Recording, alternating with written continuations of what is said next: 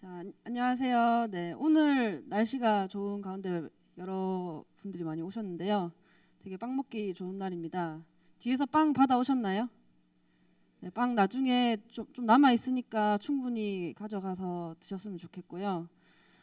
아, 빵집 얘기잖아요. 사실 최근에 들은 빵집 얘기는 저는 파리바게뜨 얘기밖에 없었거든요. 파리바게뜨가 뭐 정의당에서 무슨 청년 착취하는 문제를 이제 문제 제기해서 그걸 뭐 사회적 합의까지 이끌어냈는데 사실 잘 안 되고 있죠. 그게 계속 한술 더 떠가지고 막 복수노조 만들고 하고 있는데 제빵업계 얘기도 들어보면 참 이런저런 문제가 많아서 듣다 보면 도대체 어디 빵을 먹어야 되나 싶을 때가 있는데 성심당이 있었어요. 네, 성심당은 뭐 대략적으로 보면 뭐 공동체를 위해 나눔을 실천하고 또 노동을 존중하기 위해서 노력하는 곳인 것 같습니다. 오늘은 성심당의 얘기를 들어볼 거고요. 지금 얘기하고 있는 저는 정의당 성남시위원회 청년위원장 류호정입니다. 반갑습니다. 네, 오늘은 위원장님이 간단히 인사하시고 그다음에 강연을 약 1시간 정도 진행할 거고요. 그 뒤에 질의응답을 한 뒤에 사진 촬영하고 네, 빵을 가지고 가도록 하겠습니다. 네, 위원장님 나와주세요. 네, 반갑습니다. 성남 정의당 지역위원장 조윤민입니다. 재작년에 저희 큰애하고 이제 큰애 친구들 한 3명 정도 같이 성심당 투어를 갔었습니다. 대전역에 있는 성심당 그 빵집도 가고 그 안에 있는 이제 공장도 이렇게 견학을 하고 그리고 성심당 본사에 들어가서 김미진 이사님하고도 이렇게 대화를 나누는 시간을 좀 가졌어요. 돌아오면서 저희 큰애가 그 얘기를 하더라고요. 아빠, 나 공부 끝나면 성심당 취업하고 싶어라고 얘기를 하더라고요. 돈을 얼마를 받는지를 모르는 상황에서 내가 이 정도 회사에 이런 분위기의 회사라 그러면 충분히 내 직장으로 갈 수 있겠구나라는 얘기를 하더라고요. 그래서 이런 이야기들을 좀 많은 분들이 좀 알았으면 좋겠고 그리고 이렇게 해서 충분히 한국에서 서로 어울리면서 살아갈 수 있다라는 생각들을 좀 많이 하는 그런 사회가 됐으면 좋겠습니다. 네, 고맙습니다. 네, 그러면 김태훈 작가님 모시고 강의 듣도록 하겠습니다. 짝짝짝짝.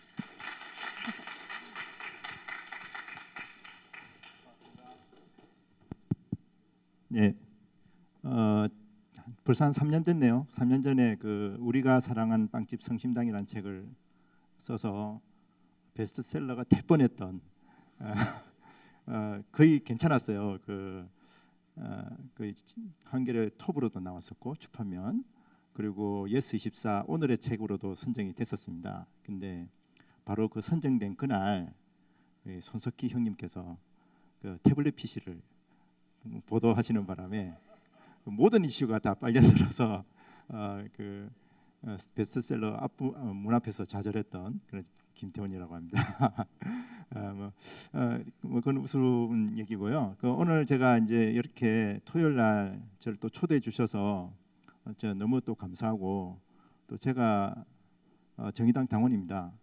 그래서 또 당원으로서 또 이렇게 또 이런 모임에 또 초대받은 데 대해서 무한한 또 영광으로 생각합니다. 시간이 그렇게 많지 않아서 바로 성심당 이야기를 좀 시작해 볼까 합니다. 제가 제목을 빵집이 사랑한 도시, 도시가 사랑한 빵집 이렇게 좀 이름을 지어봤는데요. 우리가 하나의 기업을 얘기할 때 그 기업과 그 도시 공동체가 어떻게 또 이렇게 상호작용을 하면서 상승 효과를 만들 수 있는지 하나의 또 그런 모델이 또 되지 않을까. 그리고 도시 안에 있다는 것 자체가 이제 사회 안에서 기업이잖아요. 우리가 이제 사회적 기업, 협동조합 이런 얘기를 많이 하는데 그런 한 모델로서 성심당이 굉장히 우리나라에서 좀 돋보이는 모델이 될 수 있겠다 이런 생각을 해봅니다. 먼저 이제 성심당의 출발점부터 말씀을 드리면 어떤 한 맹세에서 출발을 하게 됩니다. 성심당을 창업하신 그 어른께서 지금은 돌아가셨죠. 그 어른께서 함경북도 함주에 사셨어요. 그래서 그때 이제 6.25 전쟁이 터지고 1.4 5태 때 여기가 이제 흥남부두죠. 흥남부두에서 국제시장 여러분 보신 분들은 그 배 있지 않습니까? 그 배가 메르디스 빅토리아라는 배인데 그 배를 타고 마지막 배로 그 탈출을 하십니다. 제가 알기로는 그때 이제 문재인 대통령의 부모님도 그 배를 탄 걸로 알고 있고요. 그래서 거제도에 지금 계시잖아요. 그래서 그분도 지금 같이 거제도에 내리셨다가 그래서 문재인 대통령이랑 여기 지금 대표님인 임영진 대표님이 거의 좀 동갑으로 알고 있습니다. 그 전쟁 끝나고 바로 이제 태어난 그 뭐랄까 전후 1세대라고 이제 보시면 될 것 같습니다. 그렇게 해서 탈출하는데 이때 이제 뭐 역사를 보면 대충 아시겠지만 기약 없이 이렇게 흥남부두로 나왔었거든요. 이게 뭐 미군들이 탈출시켜 준다는 아무 보장 없이 그냥 나온 거예요. 그래서 한 사나를 계속 거기서 기다리다가 배를 타서 겨우겨우 배를 타서 탈출할 때 영화에서 본 것처럼 미군들은 이게 이제 북한이나 중국의 그 시설로 쓰면 안 되니까 그 흥남부두를 다 폭격을 하죠. 미군들이 그 장면을 이제 배 위에서 본 겁니다. 그러니까 자기 고향이 불바다가 되는 모습을 보면서 나오시게 된 거죠. 그래서 나오면서 아마 그때 그 흥남부두를 탈출하신 분이 제가 조사한 바로 한 9만 5천 명 정도 되는데 그분들이 아마 대부분 아마 맹세를 하지 않았을까 싶어요. 여기서 살아나간다면. 그래서 이제 이런 맹세를 하셨어요. 여기서 살아나간다면 평생 가난한 사람을 위해서 살아야 되겠다. 이런 이제 맹세를 하시는데 그 9만 5천 명 중에 상당수는 또 이제 살다 보면 또 그걸 잊어먹고 사셨을 것 같은데 이제 이분은 좀 맹세를 세게 하시는 바람에 평생 이거를 지키신 분입니다. 그래서 이분이 이 창업자 임길순 선생, 한순덕 여사님 이분이 이제 창업자시고 지금 그 대표님 댁에 가면 이 사진이 좀 걸려 있고요. 이분은 어떻게 했냐면 평생 그 대전에 사시면서 그 집 앞에 본인이 붓글씨로 이렇게 써놓으셨대요. 해돋이부터 해넘이까지 가난한 자를 도우라. 그래서 장사가 끝나고 나면 정산을 다 하고 이제 그 독실한 가톨릭 신자거든요, 이분들이. 그래서 묵주기도 5단 바치고 그리고 이제 온 가족이 저기 앞에서 저거를 이제 구호를 외치고 주무셨다고 합니다. 그렇게 평생 이렇게 사셨고요. 근데 이제 그 대전에 사시게 된 거는 본래는 이제 부산으로 배가 왔는데 그때 부산이 이제 6.25 끝나고 6개월 뒤니까 12월 25일이거든요. 그래서 크리스마스의 기적 이렇게 얘기를 하는데 그때 6.25 끝나고 6개월 뒤니까 부산은 너무너무 피난민이나 이런 사람들이 너무 많은 거죠. 그래서 부산항에서 거제를 당합니다. 그래서 거제도로 가는 거죠. 거제도 장성포에 내리게 되는데 그래서 문재인 대통령 뭐죠? 그 생가가 거제에 있죠. 근데 이분들도 이제 거제에 내리셨어요. 그런데 거제에서 할 게 없잖아요. 거제 가보신 분은 아시겠지만 거기는 지금은 옥포 조선소가 있습니다만 조선소 굉장히 중요한 이슈죠, 요즘 정의당에도.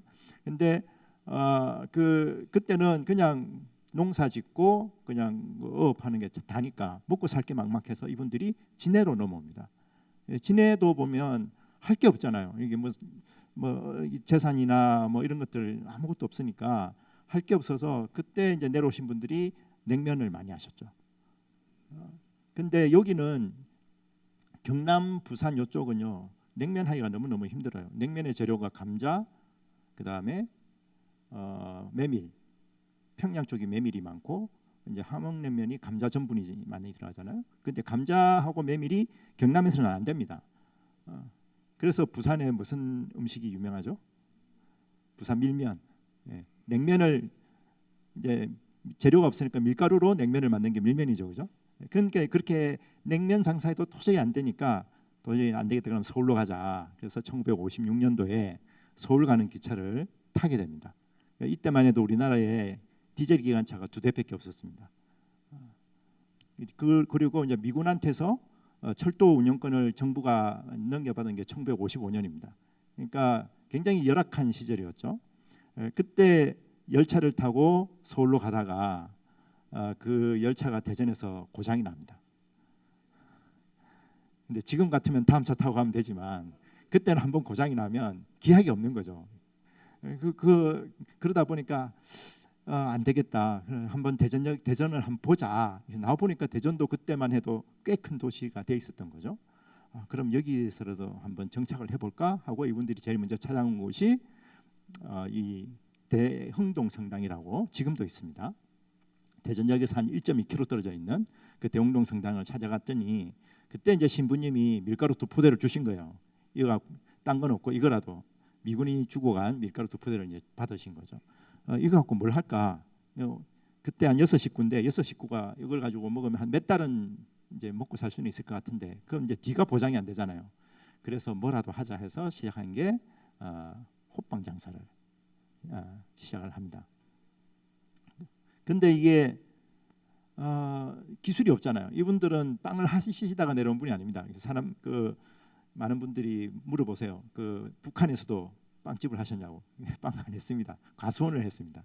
내려오니까 아무 기술이 없어서 그 발효종을 얻기 위해서 막걸리 집에 가가지고 부탁해가지고 발효종을 이제 받아서 와서 이제 그 호빵집을 이제 시작을 하는 거죠. 근데 제가 이제 이 어른이 맹세를 세게 했다고 말씀드렸잖아요. 이 어른은 진짜 그 맹세대로 사셨어요.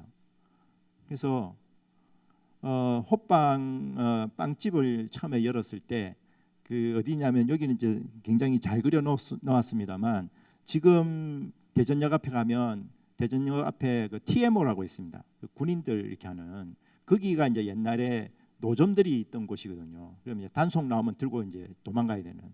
거기서 이제 천막 하나 놓고 이제 성심당이라는 팻말을 놓고 이제 장사를 시작을 하신 거죠. 그때 그 당시 이제 대흥동 성당 교우들은 너무너무 싫어했대요.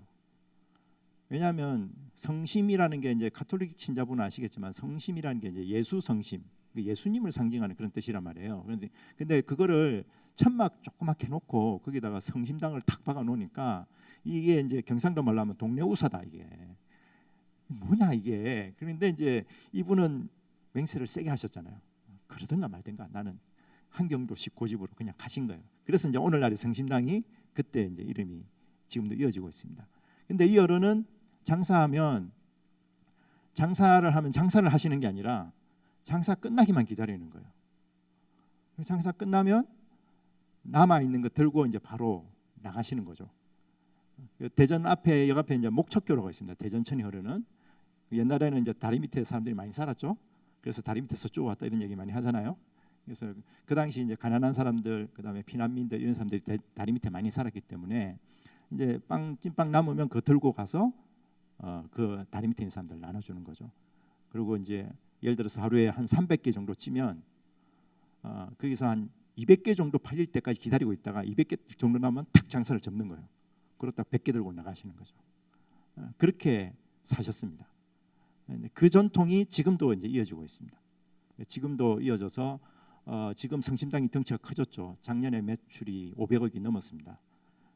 그래서 그런 식으로 이제 매일매일 빵으로 이렇게 기부로 나가는 게 한 달에 한 3천에서 4천만 원어치가 지금도 나가고 있습니다. 그래서 여러분들 그 성심당에 가보시면 그 매대 위에 그 매일매일 나오는 빵들 있잖아요. 그 오늘 제가 이제 가져온 빵은 택배로 보내야 됐기 때문에 튀김 소보루를 못 하고 저거는 이제 며칠 둬도 되는 빵입니다, 그죠? 예, 가공이. 근데 이제 매일 먹어야 되는 빵 같은 경우는 4시간이 딱 지나면 바로 패킹을 합니다.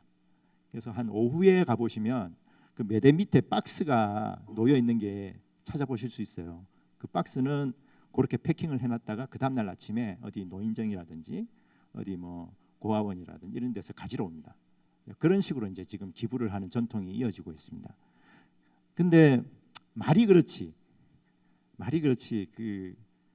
이 같이 사는 분 입장에서 특히 이제 여성분들 같은 경우에 남편이 좋은 일 하는 건 좋아, 그죠? 좋은 일 하는 건 좋은데 그것만 생각을 하는 거예요. 그러니까 누가 고생을 합니까? 이 여사님께서 무지무지하게 고생을 하셨다고 합니다. 기껏 밀가루 사려고 이렇게 돈 좀 모아놓으면 누가 돈 필요하다는 소리 듣고 이제 어른이 와가지고 그냥 들고 나가버리는 거예요.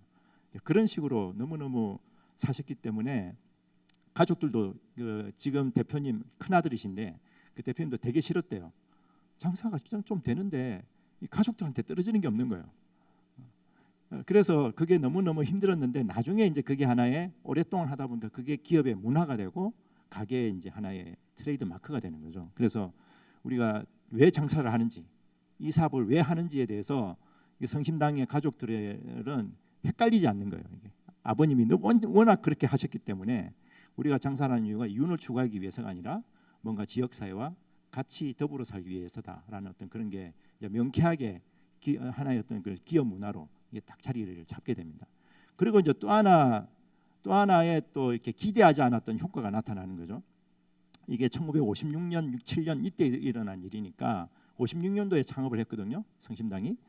그때만 해도 먹고 살기가 너무너무 힘들 때 먹는 게 너무 귀할 때였잖아요. 근데 그때부터 이렇게 하시다 보니까 성심당 대전에 있는 사람들은 다 아는 거예요. 저 집 빵은 저 집에 가면 어제 빵이 없는 거예요.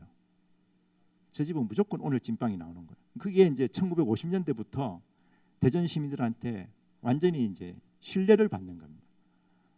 그러니까 우리가 음식이 물론 레시피가 좋아서 이렇게 기술이 좋아서 이제 음식이 맛있는 경우도 있지만 가장 맛있는 경우는 신선한 재료를 가지고 바로 먹었을 때 제일 맛있잖아요. 그러니까 성심당에 특별한 기술이 있었다라기보다는 이제 그런 식으로 장사를 하셨기 때문에 저 집 빵은 맛있다라는 게 이제 하나의 큰 자원이 됐고요. 그리고 지금도 이제 대전에 어르신들 만나 보면 그런 얘기를 많이 하세요. 옛날에 우리 가난하고 힘들 때 대전에 성심당 때문에 대전에 굶는 사람이 없었다. 이런 얘기를 지금도 하십니다. 그거를 이제 택시 기사들 이렇게 한 번씩 타보시면 여러분 혹시 대전 가셔서 택시를 tas는데 택시 기사가 좀 연세가 있으시다. 그러면 이제 성심당 얘기를 한번 툭 던져보세요. 그러면 막 스토리가 나옵니다. 그런 어떤 기업 문화를 이제 이때 만들게 된 거죠. 근데 그게 이제 그런 식으로 어떤 그 사회에 어떤 공헌하는 지역 사회에 기여하는 그런 이제 가게로 이제 자리를 잡다가 지금은 이제 성심당이 이제 고 이상 단계로 이제 올라가게 됩니다. 대전 시민들 이제 브랜드 조사를 해보면 요즘은 조금 달라졌을 것 같아요. 요즘은 좀 하나이글스가 요즘 잘 하잖아요. 작년부터 잘해가지고 지금은 아마 하나이글스가 탑을 할 것 같은데 하나이글스가 한참 그 바닥을 길 때 그때 이제 브랜드 조사 대학생들 브랜드 조사하면 브랜드 1위가 성심당이 나오고 2위가 하나이글스가 나옵니다. 그 정도로 대전 사람들이 대전 시민들이 자기 성심당에 대해서 그렇게 뭐랄까 프라이드를 갖고 있어요. 그 본래 우리나라에서 잘 쉽지 않습니다. 왜냐하면 여러분들도 지역사회 가보시면 경주에 유명한 황남빵이 있잖아요. 경주 시민들 황남빵에 대해서 그렇게 좋은 소리 안 합니다. 이거 녹화돼서 나가도 되려나 모르겠다. 전주에 풍년제가 있잖아요. 전주 시민들, 전주 토박이들 얘기 들어보면 그렇게 막 이렇게 유명한 만큼 그 시민들이 박수 잘 안 쳐줍니다. 우리나라 좀 그런 게 있죠. 근데 이제 대전의 성심당 같은 경우는 웬만해서는 대전 시민들은 야 가면 그냥 기차 타고 가지 말고 버스 타고 가지 말고 성심당 들렀다 가라. 보통 이제 그렇게 얘기를 하죠. 왜 그렇게 됐을까? 그는 좋은 일만 해갖고는 되는 게 아니죠. 좋은 일만 해가지고 그게 이제 그 집이 이제 실력도 있어야 되는 거죠. 그게 1980년도에 이제 세대 교체를 하게 됩니다. 지금 대표님, 지금 이제 큰 아들께서 이 가게의 이제 경영을 이제 맡으시게 되는데 그 선친 창업자께서는 빵에 대해서는 전혀 무관심하셨습니다. 아까 말씀드린 것처럼 무조건 이제 나오면 그 나누는 데만 이제 골몰을 하셨기 때문에 근데 다행히 이제 2대째에 와서 이 지금의 대표님은 빵에 관심이 있었습니다. 빵에 관심이 있어서 잘 가만히 이렇게 들여다보니까 왜 빵을 맨날 똑같은 걸 먹어야 되나? 그때만 해도 빵이 종류가 많지 않았어요. 이렇게 앙금빵, 그다음에 소보로, 그다음에 뭐 도너츠, 그리고 이제 뭐 그 맘모스빵이라고 그럽니까? 한 그 정도 이렇게 있어도 제과점은 장사가 잘 됐습니다. 그때는 정부 차원에서 이렇게 그 밀가루 소비를 굉장히 이렇게 그 뭐랄까 이렇게 잡곡, 뭐 분식, 장려 운동 뭐 이런 거 했잖아요. 그래서 이제 분식 중에 서민적인 분식이 라면과 국수가 있고, 그 다음에 이제 고급진 분식이 제과점. 그래서 여름에 땡볕에 여름 땡볕에 그 에어컨을 틀어주는 것이 은행, 제과점 두 군데밖에 없었잖아요. 그래서 귀중한 모임, 예를 들어 데이트를 할 때 꼭 제과점에 데려간다든지, 아니면 집안 모임할 때도 꼭 제과점에서 상견례를 한다든지, 그래서 제과점에서 상견례하고 양과자 사들고 가는, 그게 이제 하나의 큰 문화였기 때문에 굳이 마케팅이나 할 필요가 없었어요. 장사가 잘 됐습니다. 웬만하면. 근데 그때 이제 이 대표님이 보니까 너무 빵이 너무 심심하다, 재미가 없다, 좀 혁신적인 걸 한번 만들어 보자. 그래서 이제 여러 가지 이제 실험을 하게 되는 게 이렇게 만들어 보고 저렇게 만들어 보고 하다가 그 유명한 그 튀김 소보로가 탄생이 됩니다. 그 튀김 소보로가 1980년 5월 20일 날 탄생을 하는데요. 그때 여기는 이제 세 가지가 짬뽕이 되어 있죠. 소보로, 그다음에 단팥빵, 그다음에 도너츠. 우리나라 사람들이 좋아하는 입맛, 달콤하고 고소하고 이제 이런 것들이 여기 다 들어가 있는 겁니다. 근데 이걸 그때 TV에 수요 미식회라고 하는 프로그램이 있죠. 거기 한번 이 빵이 나왔었습니다. 나왔었는데 그때 그 가수 이현우 씨가 이걸 맡아서 소개를 하셨어요. 그래서 이게 어떻게 만들어졌냐를 소개를 하면서 뭐라고 소개를 했냐면, 제빵사가 이렇게 반죽을 하다가 실수로 이렇게 기름에 떨어뜨렸대요. 그래서 보니까 건져서 먹어봤는데 너무 맛있어서 그래서 냈다, 이런 식으로 얘기를 했는데, 그 방송이 나가고 성심당 직원들이 다 분노했습니다. 물어보지도 않고 막 했다고. 그때는 이제 책 나오기 전이어서 아마 책 나온 거 보고 했었으면 그런 얘기는 안 했을 텐데. 그래서 이게 그때 이제 이런 새로운 어떤 시도를 하게 된 거죠. 그러면서 사람들이 그 당시를 기억하고 있는 대전 시민들 얘기를 들어보면, 그때 이제 성심당에 튀김 소보를 먹고 나서 첫 느낌이 종소리를 들었다는 분이 계세요. 오, 세상에 이런 맛이. 그러니까 익숙한데 다 먹어본 맛인데 그게 이제 한 입에 다 들어오니까 이거 요즘 젊은이들 말로 신박하다, 이렇게 이제 된 거죠. 그러면서 이 성심당이 그 전에는 여러 빵집 중에 하나였는데, 이제 이 튀김 소보를 통해서 이제 독보적인 빵집으로 성장을 하게 됩니다. 그래서 지금도 이 대전역에 가면 그 튀김 소보로는 따로 팔죠, 그죠? 예. 그만큼 이렇게 대접을 해줍니다, 성심당에서도. 그리고 이제 1983년도에는 포장빙수라는 걸 이렇게 만들게 되는데요. 저거는 이제 여름에 이제 빙수를 팔잖아요, 제과점에서. 근데 어느 날 동네 할머니 한 분이 그 양은 냄비를 가져와서 거기 받아 가시는 거예요. 그 양은 냄비 아마 손주 주려고 아마 하지 않았을까 싶은데, 그러면 이제 한 절반 정도는 녹을 거 아닙니까? 그게 너무 좀 마음이 안 좋으셔서 그 사장님이 뭐 방법이 없을까 막 고민을 하다가 그 병원에서 그 링거병 보관하는 스티로폼 박스를 보게 된 거죠. 그래서 저걸 한번 적용을 해보자 해서 그거를 이제 가져와서 실험을 합니다. 그 놀이터에다 매달아 놓고 그 빙수를 집어넣고 이제 흔들어가면서 이제 실험을 해보니까 3시간을 가는 거예요. 좋아, 이거 한번 해보자. 그래서 했는데 이것도 이제 난리가 나서 줄을 서게 되는 거죠. 근데 이제 재밌는 게 이걸 하고 나서 이 사람들이, 대전 시민들이 이 포장 빙수를 들고 물론 상당수는 집으로 갔지만 또 다른 상당수는 역으로 가고 터미널로 가는 거예요. 왜냐하면 3시간을 가니까 2시간을 버스 타면 서울 오잖아요. 지금은 1시간이지만. 그러니까 서울 가면서 요걸 들고 가는 거예요. 그래서 들고 가서 서울 사람 이제 지인이나 가족들 만나놓고 이렇게 탁 펼쳐놓은 거예요. 야, 서울에 이런 거 있어? 그러면서 이제 서울에도 없는, 우리나라는 이제 문화가 서울에서 이렇게 낙수 효과처럼 이렇게 문화가 내려오는 걸로 우리가 다들 생각하지 않습니까?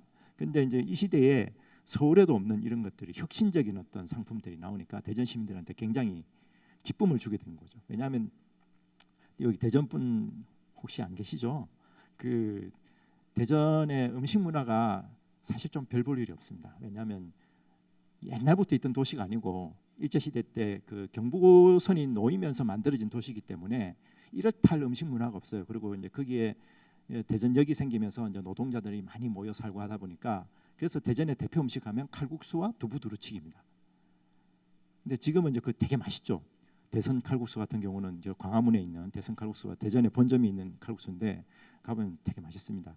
근데 이제 그렇다 보니까 그런 뭐랄까 이제 그런 어떤 음식 문화 이런 부분에서 대전이 약간 좀 약해요. 상대적으로 전주나 뭐 진주나 그다음에 뭐 바닷가 있는 부산 이런 데 바닷가는 또 음식이 풍부하잖아요. 그죠? 거기에 비해서 약한데 이제 이런 것들이 나와주니까 대전 시민들이 굉장히 기분이 좋은 거죠. 그러니까 자랑하고 싶고 이렇게 된 겁니다. 그리고 뭐 생크림 케이크나 이런 것도 대전 성신당에서 가장 먼저 대한민국에서 시작한 아이템들입니다. 그러다 보니까 이 시민들이 단순히 그냥 맛있는 빵집이 아니라 뭔가 대한민국에서 좀 앞서가는 빵집 이런 게 그러니까 좀 이렇게 시민들에게 자부심을 주는 그런 요소들이 생기게 됩니다. 그리고 이 성심당에서는 우리나라 제과업계의 마케팅을 또 최초로 하신 그 곳이에요. 지금 대표님의 부인 되시는 김미진 이사라는 분이 본래는 이제 미술을 하신 분인데 이분이 이제 결혼을 하면서 결혼할 때 이제 그 대표님이 내건 조건이 뭐냐면 당신을 카운터에 앉히지 않겠다. 그게 조건이었습니다. 본래 이제 가족 기업을 하면서 돈을 외부 사람한테 맡긴다는 건 굉장히 리스크가 크잖아요. 그땐 다 현금 장사인데. 근데도 불구하고 당신은 그 셈도 잘 못하기도 하고 그냥 카운터에 앉는 거 내가 보기 싫다. 당신 하고 싶은 걸 해라. 그러니까 이제 이분이 약간 좀 이런 마케팅 이런 쪽에 촉이 좀 있으세요. 여기 우리 위원장님 만나보셔서 아실 텐데 그런 좀 촉이 있으신 분인데 근데 이분이 와서 보니까 너무 재밌게 할 수 있는 게 많은 거예요. 그래서 여기 보면 발렌타인데이라고 있는데 이때가 1980년대 초반이니까 80년대 초반에 우리나라 발렌타인데이 뭐 이런 거 의미가 별로 없었잖아요. 근데 이제 이런 것들을 막 잡지에서 보고 우리가 이거 적용해 보자 해가지고 발렌타인데이 이벤트를 한 거예요. 이게 어떻게 보면 우리나라 제과업계의 최초의 어떤 프로모션이라고 보시면 됩니다. 그래서 이제 초콜릿 같은 것들 가지고 오면 그 이사님이 직접 앉아서 이제 커플이 오면 커플에 대한 카드 써주는 거죠. 이제 예쁜 요즘으로 치면 캘리그라프가 되겠죠. 그렇게 이제 카드에서 딱 이제 선물로 주고 이런 이제 이벤트를 하게 되니까 이 빵빵 터지는 겁니다. 요즘 말로 하면 한 매출 30% 팍팍 올라가는 거죠. 그리고 뭐 어린이날이라고 해서 뭐 이런 또 이벤트 하고 그러니까 이제 성심당이 마치 일종의 테마파크 같은 그런 느낌을 이제 좀 주는 그런 과정을 거치면서 성심당이 이제 대전을 대표하는 그런 빵으로 이제 성장을 하게 됩니다. 그래서 대전 시민들이 이렇게 불러줍니다. 성심당은 대전의 문화입니다. 시민들이 붙여준 별명입니다. 그래서 옛날부터 뭐 여기 카톨릭 정신을 바탕으로 해서 맛있는 빵, 경이로운 빵, 생명의 빵을 통해 사랑의 문화를 이루고자 합니다. 이렇게 했는데 이 성심당 대전 시민들이 이렇게 자기들의 문화로 이렇게 받아들여 주면서 성심당이 이제 굉장히 양적으로나 질적으로 성장을 하게 되죠. 근데 이제 스토리가 되려면 계속 자라면 안 되잖아요, 그죠? 이제 위기가 닥쳐옵니다. 이제 90년대, 80년대가 이제 굉장한 고성장을 할 때였고, 그다음에 90년대 이제 중반으로 가면서 이제 우리 사회가 바뀌기 시작합니다. 우리나라 사회 자체가 일단 도시 자체가 바뀌게 되죠. 그때 노태우 대통령 때죠. 그때 이제 주택 200만 호 뭐 이런 거 하면서 최초로 이제 여기가 생기죠. 분당. 그다음에 일산. 그러면서 이게 하나의 이제 모델이 되면서 대단히 아파트를 짓는 모델이 이제 전국적으로 이제 확산이 되기 시작합니다. 그게 이제 각 도시마다 신도시가 막 생기는 거죠. 그래서 대전 같은 경우는 대전 둔산에 이렇게 신도시가 생깁니다. 그래서 여기에 각 정부 부처 우리 청들어간 것들 있죠. 통계청, 뭐 조달청, 청들어간 것들 여기로 다 옮아가고 그다음에 이렇게 반듯반듯한 도시 계획하고 아파트 단지 들어가고 그러니까 이 시민들이 이제 원도심에 있던 사람들이 다 빠져나가는 거죠. 도심 공동화 현상이 일어납니다. 지금 성심당은 이제 원도심에 있습니다. 그러니까 사람들이 이제 다 빠져나가기 시작하니까 천하의 성심당도 이제 그거를 이제 견뎌내기 어려운 상황이 이제 차차차차 오기 시작하는 거죠. 그리고 이제 이런 빵집들이 막 등장을 하게 되죠. 이때가 이제 88 올림픽 끝나고 나서 우리가 89년도부터 이제 여행 자유화가 되잖아요. 그래서 우리나라 사람들이 그 당시 이제 대학 다녔던 분들은 무조건 방학 때면 이제 돈 모아가지고 이제 배낭여행 떠나고 하던 그 시절입니다. 그래서 유럽에 가봤더니 유럽에는 달달한 빵을 안 먹는 거죠. 그 사람들은. 그러니까 딱딱한 빵, 심심한 빵을 먹는데 그게 빵이 원래 빵이 그 빵이었던 거예요. 이제 우리가 먹는 빵은 일본을 통해서 들어온 빵. 그러니까 밥을 주식으로 먹는데 간식으로 그냥 달달하게 먹는 그런 빵이었던 거죠. 그래서 진짜 빵이 이 빵이야. 그러면서 이제 바게트가 등장하기 시작합니다. 그래서 그 당시에 나오는 모든 빵집들은 다 프랑스를 쓰죠. 파리 바게트, 뭐 뚜레쥬르 뭐 이런 식으로 하면서, 그리고 이제 유럽의 빵들이 다 그런 심심한 빵이니까 웰빙 빵이잖아요. 호밀 로코 뭐 이런 것들. 그래서 이제 웰빙 바람도 같이 확 불어옵니다. 그럼 튀김 소보로처럼 기름에 튀기면 뭐가 돼요? 그런 걸 뭐라 부르죠? 정크푸드라고 부르죠, 그죠? 그러면서 이제 성심당이 성심당 이 당자 붙는 게 일본식 그 가게 이름 붙이는 거죠. 무슨 당 그 집당자 써서. 그러니까 이 트렌드 자체가 확 바뀌고 도시 구조가 확 바뀌고 하면서 성심당도 이제 점점점 지쳐가기 시작합니다. 그러다가 2005년도 1월 20일 날은 이제 불까지 나버립니다. 옆 건물에서 이제 불이 발화가 해서 이제 그게 그 옆에 건물로 이제 성심당 걸로 이제 넘어오게 됩니다. 그러면서 여기가 그 공장인데요, 빵 그 하는 공장인데 여기 완전히 전소가 됩니다. 그게 그때 대전시에서는 그게 굉장히 큰 뉴스로 다뤄지기 시작했고요.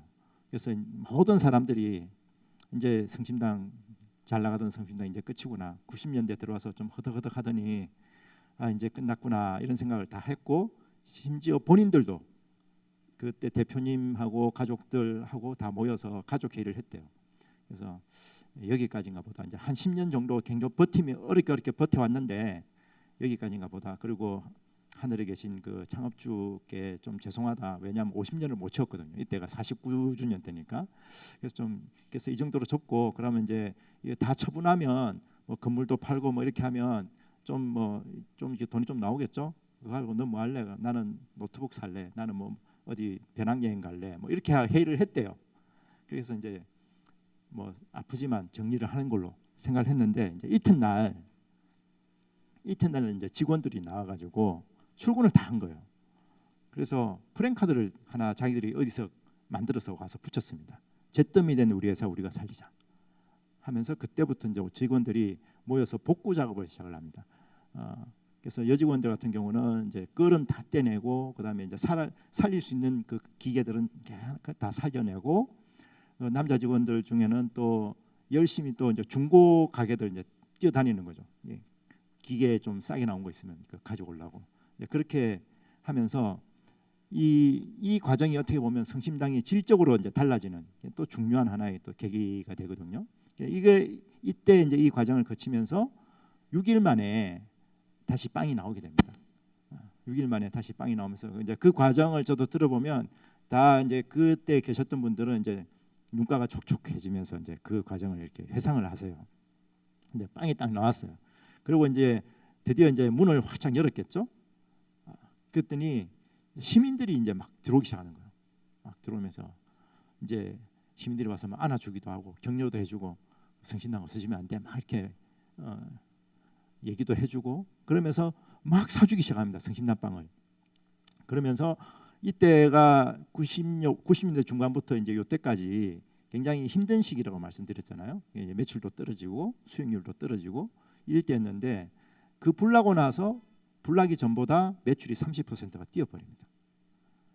그러니까 사장님과 가족들은 이제 거의 포기할 생각까지 갔었는데, 어떻게 보면 직원들 그다음에 시민들이 나서서 어떻게 보면 인공호흡하고 해가지고 이제 다시 살려낸 거죠. 그래서 이때가 이제 그 끝나고 나서 그 이듬해 그 이듬해입니다. 창업 50주년. 그래서 2006년도죠. 그래서 함께한 50년, 함께할 50년 이래서 이제 잔치를 벌이는 장면인데, 여기는 잘 안 보입니다만 저기 이제 대표님하고 대표님 분 이사님하고 계시죠? 그 밑에 보면 케이크 보이십니까? 요 오른쪽하고 이렇게 밑에 있는 케이크. 여기 한 10몇 미터짜리 케이크예요. 그 성신당 바로 앞에 요 정문 앞인데, 정문 앞에 그걸 쫙 펼쳐놓고 시민들하고 같이 이제 잔치를 하는 모습입니다. 케이크 같이 나누는 그 장면입니다. 그리고 이제 이렇게 위기를 극복을 하고 다시 자리를 잡았는데, 우리 또 좀 인생이 그런 것 같아요. 이렇게 그런 위기를 겪고 났더니 이제 선물이 조금씩 이제 오기 시작합니다. 뜻하지 않은 선물이. 일단 소소한 선물부터 말씀을 드리면 2006년도가 딱 되니까 대전에 지하철이 놓이게 됩니다. 지금 대전 지하철 그게 놓이면서 신도심에 있던 사람들이 원도심으로 조금씩 더 나오기 시작하는 거죠. 원도심에 좀 이렇게 사람들이 조금씩 돌아다니기 시작을 하고, 그 다음에 2007년도가 되니까 이 성신당 앞에 또 횡단보도가 또 놓입니다. 횡단보도가 굉장히 큽니다. 이 장사하시는 분한테. 그때 그 당시가 언제냐면 지금 우리 가문 앞에 가면 다 횡단보도가 있잖아요. 옛날에 없었죠. 옛날에 없었는데 보행자 우선으로 가야 된다 해서 횡단보도가 그때 막 놓일 때 바로 그때입니다. 그때 이제 여기도 횡단보도가 놓이게 되고, 그리고 2010년도가 되니까 드라마를 또 하나 해주네요. 제빵왕 김탁구라고. 예. 성신당하고 아무 관계 없습니다. 그거는 이제 청주의 그 삼립식품 회장님의 이야기를 각색을 한 건데, 사람들이 그 드라마를 보면서 그때 시청률이 거의 한 60%까지인가 올라갔었거든요. 마지막에는. 그래서 많은 사람들이 자기 어떤 희망을 제빵사로 놓고 이렇게 유학 가는 사람도 나오고 막 그랬지 않습니까? 근데 그걸 보면서 사람들이 성심당을 떠올리기 시작하는 거예요. 그 기자들이 와가지고 대전에는 제빵왕 임탁구가 있다 그러면서 기사도 써주고, 그래서 이제 스토리가 있는 빵집들을 찾기 시작을 합니다. 그리고 그때 튀김소보로도 명예 회복을 합니다. 그 전에 약간 좀 이렇게 정크푸드로 약간 좀 이렇게 소외를 받다가, 맞아, 그 빵이 다 옛날 빵들이잖아요. 그 김탁구에 나온 빵들이. 그러면서 옛날 빵도 맛있었는데 우리가 왜 외면을 했을까? 단팥빵도 괜찮은데. 그러면서 이제 전통적인 빵들이 매출이 막 올라갑니다. 그러면서 이제 튀김소보로도 다시 부활을 하게 되죠. 그러니까 이제 성심당이라는 그 이름도 그렇게 이제 뭐랄까요, 안 후져 보이는 거죠. 옛날에는 한참 웰빙 바람 불 때는 성심당 그러면 너무 구닥다리야 뭐 이런 느낌이었는데, 이제 그 드라마 하면서 또 사람들의 이제 이미지가 또 달라지게 됩니다. 그리고 2011년도 되니까 그 미슐랭 가이드에서 또 실어주네요. 그건 자기들이 또 이렇게 암행으로 와서 하는 거거든요. 그래서 미슐랭 가이드에 또 우리나라 이름을 올린 최초의 빵집이 됩니다. 그러면서 성심당이 지금 이제 여러분들이 이제 알고 있는 그런 이제 성심당으로 성장을 했고, 또 그 즈음에 소셜 미디어가 이제 막 돌기 시작하죠. 트위터, 뭐 그다음에 뭐 페이스북.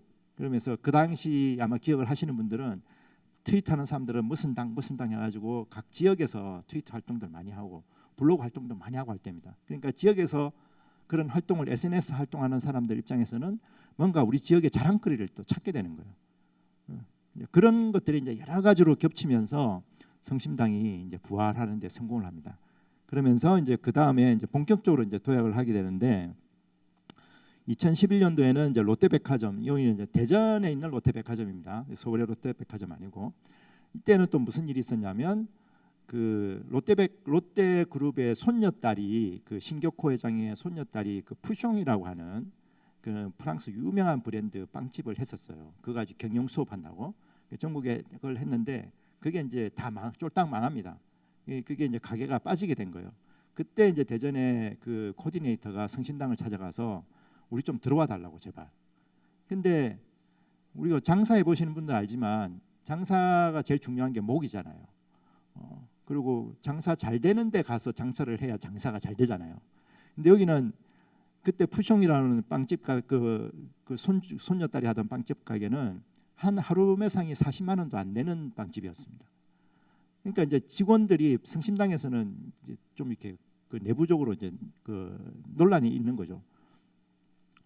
저기 가가지고 저렇게밖에 장사가 안 되는 곳에 우리가 가서 이거 너무 모험이 아니냐.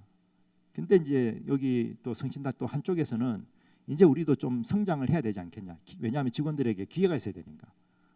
직원들이 빵집 하나만 있으면 승진의 기회가 없잖아요. 근데 새로운 이제 빵집이 생기면 또 거기에 직원들도 가서 또 자기의 어떤 기회를 얻을 수 있으니까 한번 도전해 보자. 이제 그쪽으로 결론이 나서 2011년도에 갔습니다.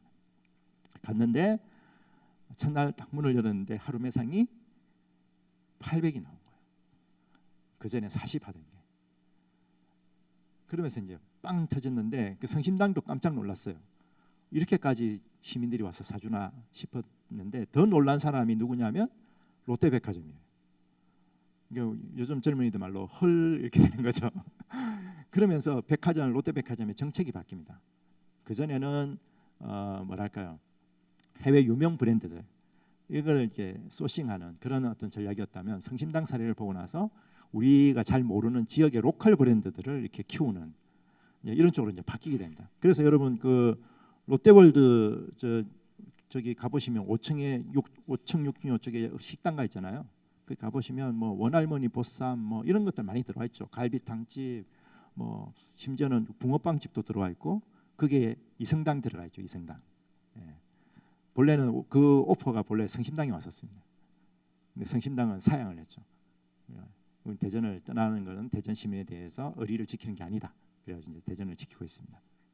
그리고 이제 2012년도에는 대전역 여러분들이 가장 많이 아마 보셨을 대전역점 이것도 성심당이 가려고 간 게 아니라 그 당시 이제 염홍철 시장이었는데 염홍철 대전시장이 이제 출장 갔다 오면서 대전역을 이렇게 거쳐서 딱 지나오는데 보니까 왜 대전에 성심당도 있는데 왜 첫 번째 가게가 왜 부산 어묵이냐 이 말이 나온 거예요. 근데 그 말이 이제 커지면서 그게 이제 공식적으로 이제 의제가 되고 대전시하고 철도청 본사가 저기 있죠. 대전에 있죠. 그래서 이제 협의를 봐가지고 성심당 좀 들어올 수 있는 방법 좀 찾아보자. 그래갖고 이제 그 입찰 공고를 새로 냅니다. 그러면서 이제 성심당 여기 들어가게 되는 거죠. 그래서 성심당 같은 경우는 굉장히 의미가 있죠. 왜냐하면 성심당이 대전역에서 출발했기 때문에 뭐 창업자께서는 돌아가셔서 안 계시지만 대전역에 들어가는 것 자체만 해도 굉장히 의미가 있는 그런 순간이었습니다. 근데 사실 이제 사람들이 대전 기차역에서는 빵 잘 안 사 먹거든요. 예전을 한번 생각해 보시면 가락국수 먹고 아니면 이제 뭐 햄버거 사서 뭐 먹든지 이렇게 하지 기차역에서는 굳이 사람들이 뭐 빵 사들고 올라가는 경우는 잘 없었어요. 근데 그래서 이제 여기도 좀 되게 뭐랄까 걱정을 많이 했습니다. 그래도 이제 뭐 임대료나 이런 것들 이제 메꾸려면 그래도 꽤 많이 팔아야 되는데 어떻게 할까 막 고민을 하다가 KTX로 출퇴근하는 사람들이 많을 테니까 우리가 맥모닝처럼 아침에 이제 모닝 세트를 만들자 이렇게 해서 만들어 가지고 쫙 진열을 해놨어요.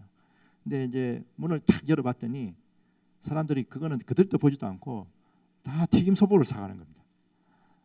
그래서 지금 이제 튀김 소보로가 따로 코너가 있는 거예요. 그래서 이게 여기가 이제 레전드가 됐죠. 지금은 좀 다릅니다. 이제 지금은 화장실도 많이 생겼는데 이때만 해도 대전역에 가면 줄이 3개가 있다. 한 줄은 티켓 하는 줄, 한 줄은 이제 여자 화장실 줄, 그다음에 한 줄은 여기 튀김 소보로 사는 줄. 그래서 여기서 많은 그 스토리들이 생기죠. 줄 잘못 섰다가 기차 놓치고 뭐 이러는 경우 그런 경우가 많이 생깁니다. 그 뒷얘기는 이제 좀 넘어가고요. 이런 식으로 해서 이제 성심당이 이제 오늘날 이제 자리를 잡게 되고 특히 이제 대전 역점이 굉장히 기업적으로 성장하는 데 큰 도움이 됩니다. 그래서 제가 아까 말씀 안 드렸는데 불라고 했을 때 그때 성심당이 빚이 한 30억인가 40억인가 있었어요. 50억이구나. 50억 빚을 지고 있었습니다. 뭐 여러 가지 좀 그 스토리가 좀 있어요. 50억 빚이 있었고 이자만 1년에 한 2, 3억을 갚아야 되는 그런 상황에서 불이 났었거든요. 그런데 이 대전역점이 생기면서 그 빚을 다 갚았습니다. 지금은 빚이 없고요. 근데 이제 여기서 성심당과 이제 대전 사이에 관한 관계에 대해서 조금 설명을 좀 드릴까 합니다. 이거는 50주년 때 기념으로 만든 떡입니다. 모찌떡이라 그러죠. 일본 말로 모찌떡 같은 건데 여기 보면 이제 안에 소가 이게 견과류 좀 풍부하게 넣어가지고 좀 고급지게 만든 거 있습니다. 이름을 대전 브루스 떡 이렇게 이름을 붙이는 거죠. 그리고 이게 이제 몽블랑 빵이죠. 우리 가족들이 제일 좋아하는 빵입니다. 이 몽블랑 빵인데 여기 이름을 보문산 메아리 이렇게 붙였습니다. 그런데 왜 보문산이냐? 그 대전 동구에 보문산이 있는데 대전의 그 원도심에 살던 사람들은 누구든지 초등학교 때, 중학교 때 소풍을 절로 간 거예요. 그 얼마 전에 그 퓨마인가요? 탈출했던 애 있었죠. 동물원에서 대전 동물원에서 탈출해가지고 보문산에서 최후를 맞았거든요. 그 친구가. 그러니까 그 동물원도 거기 다 있고 해서 그래서 이제 보문산 하면 대전 시민들에게 가장 행복했던 시간, 행복했던 추억. 그래서 이 빵을 먹으면서 이 산처럼 생긴 이 빵을 먹으면서 그 행복을 기억을 떠올리시라 해서 이제 이 빵을 그렇게 이름을 지었습니다. 이렇게 이름 하나 하나를 지으면서도 뭔가 이게 대전에 대한 어떤 사랑 이런 것들을 하나하나 이제 담아가는 거죠. 그리고 이제 60주년 때 이 1년 동안 이제 지금 슬로건을 그 60주년을 기념하면서 슬로건을 이제 했는데 그 슬로건 이름이 뭐냐면 나의 사랑 나의 성심당이었습니다. 나의 도시 나의 성심당. 그러니까 그 도시와 빵집 간의 관계를 이제 성심당이 그렇게 하는 거죠. 그러니까 시민들이 성심당을 좋아할 만한 어떤 근거가 되는 거죠, 그죠? 그 빵집 자체가 우리가 왜 현대자동차나 삼성전자나 이런 데 대해서 별로 안 좋은 감정이 생기는 근본적인 이유가 뭘까요? 저는 뭐라고 생각하냐면 걔네들이 우리 집도끼라 그럽니까? 우리한테 이익을 많이 남겨가지고 저기 미국 가서는 엄청 퍼주잖아요. 차를 1+1으로 팔고 막 이러면서 우리한테는 받을 거 다 받고 여기서 이익 따내고. 그러니까 뭔가 이렇게 가까이 있는 사람들한테는 함부로 하고 그 손님한테는 너무 잘하고 좀 이런 느낌이 있잖아요. 그러니까 우리가 좀 대기업이나 좀 이렇게 동네에서 잘 나가는 기업들에 대해서 불편한 감정을 갖는 그 뿌리는 지금 거기 있다고 생각하거든요. 근데 성심당이 이제 대전 시민들의 사랑을 받는 이유는 성심당이 먼저 대전에 대해서 어떤 애정이나 어떤 이런 것들을 되게 표현하기 때문이 아닐까 그런 생각이 듭니다. 이게 지금 이게 안 되네요. 이게 제가 아까 체크를 해봤는데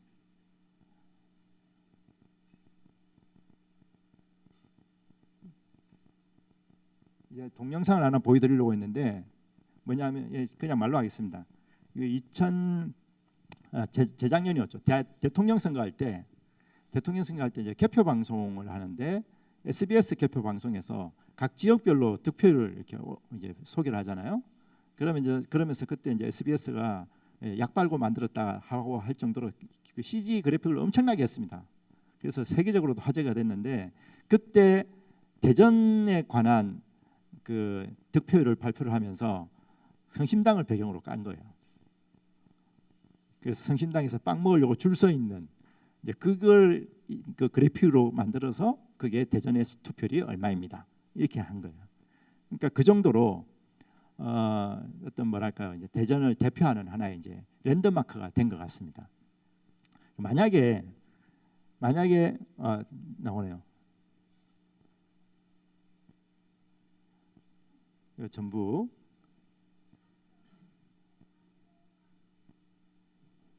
그냥 보이죠, 그죠? 심당 이렇게 나죠, 그죠? 브랜드가 나오면 안 되니까. 네, 여기서 스톱. 예. 이제 저 집이 그 성심당 본전 옆에 있는 케이크 부티크라고 해서 주로 케이크 디저트류를 주로 많이 파는 곳입니다. 혹시 저기 가시면 제가 이제 강추해드리는 게 꼭 케이크를 사서 드셔보십시오. 생크림이 다릅니다. 그냥 생크림하고 좀 다릅니다. 그리고 이제 여기는 또 SBS가 성심당 얘기를 좀 자주 해주는데 SBS 페이스북에 카드 뉴스로 나온 거를 제가 캡처를 뜬 겁니다. 이거는 SBS에서 한 거예요. 가자 대전으로. 이 권상우가 대전 출신입니다. 그래서 이렇게 했고요. 근데 인간의 성품은 본래부터 선하다는 성선설, 악하다는 성악설. 근데 대전에는 성심설이 있다. 그래서 모세가 홍해를 가르는데 튀김 소보로가 막 날아다니죠. 이거는 저 SBS에서 한 겁니다. 성심당에서 한 게 아니라. 그 대전이 집에 오면 지인이 여기 이 이미지가 되게 유명한 이미지였어요. 여기 보면 위에 보면 뭐라고 돼 있냐면 지인이 노잼의 도시, 재미없는 도시 대전으로 온다. 어쩌면 좋아. 이제 그게 이제 그래가지고 이 친구가 대전 사는 친구인데 자기가 OX 이 그래프를 그린 거예요. 보면 지인이 매운 걸 잘 먹는지, 매운 걸 못 먹는지, 뭐 이런 걸 이렇게 쭉 해놓고 yes or no로 한 겁니다. 그리고 제일 마지막에 성심당 들리고 집에 보낸다. 그래서 이제 기성전 성심당 이제 이런 게 나왔고요. 근데 이 SBS에서 이걸 한 이유가 성심당을 홍보하려고 한 게 아니에요. 홍보하려고 이걸 만든 게 아니라 본래는 이 도시가 대전이 그 어떤 조사 결과를 보니까 자기 도시에 대한 만족도가 제일 높은 도시가 대전이더라는 거죠. 이제 이게 이 조사 결과입니다. 대전이 94.3%가 나왔는데 다른 지역에 비해서 훨씬 높은 거죠. 예를 들어서 광주만 해도 68.4, 전라남도가 47.4, 울산 90.9. 근데 압도적으로 높잖아요. 그래서 이게 왜 이렇게 높을까를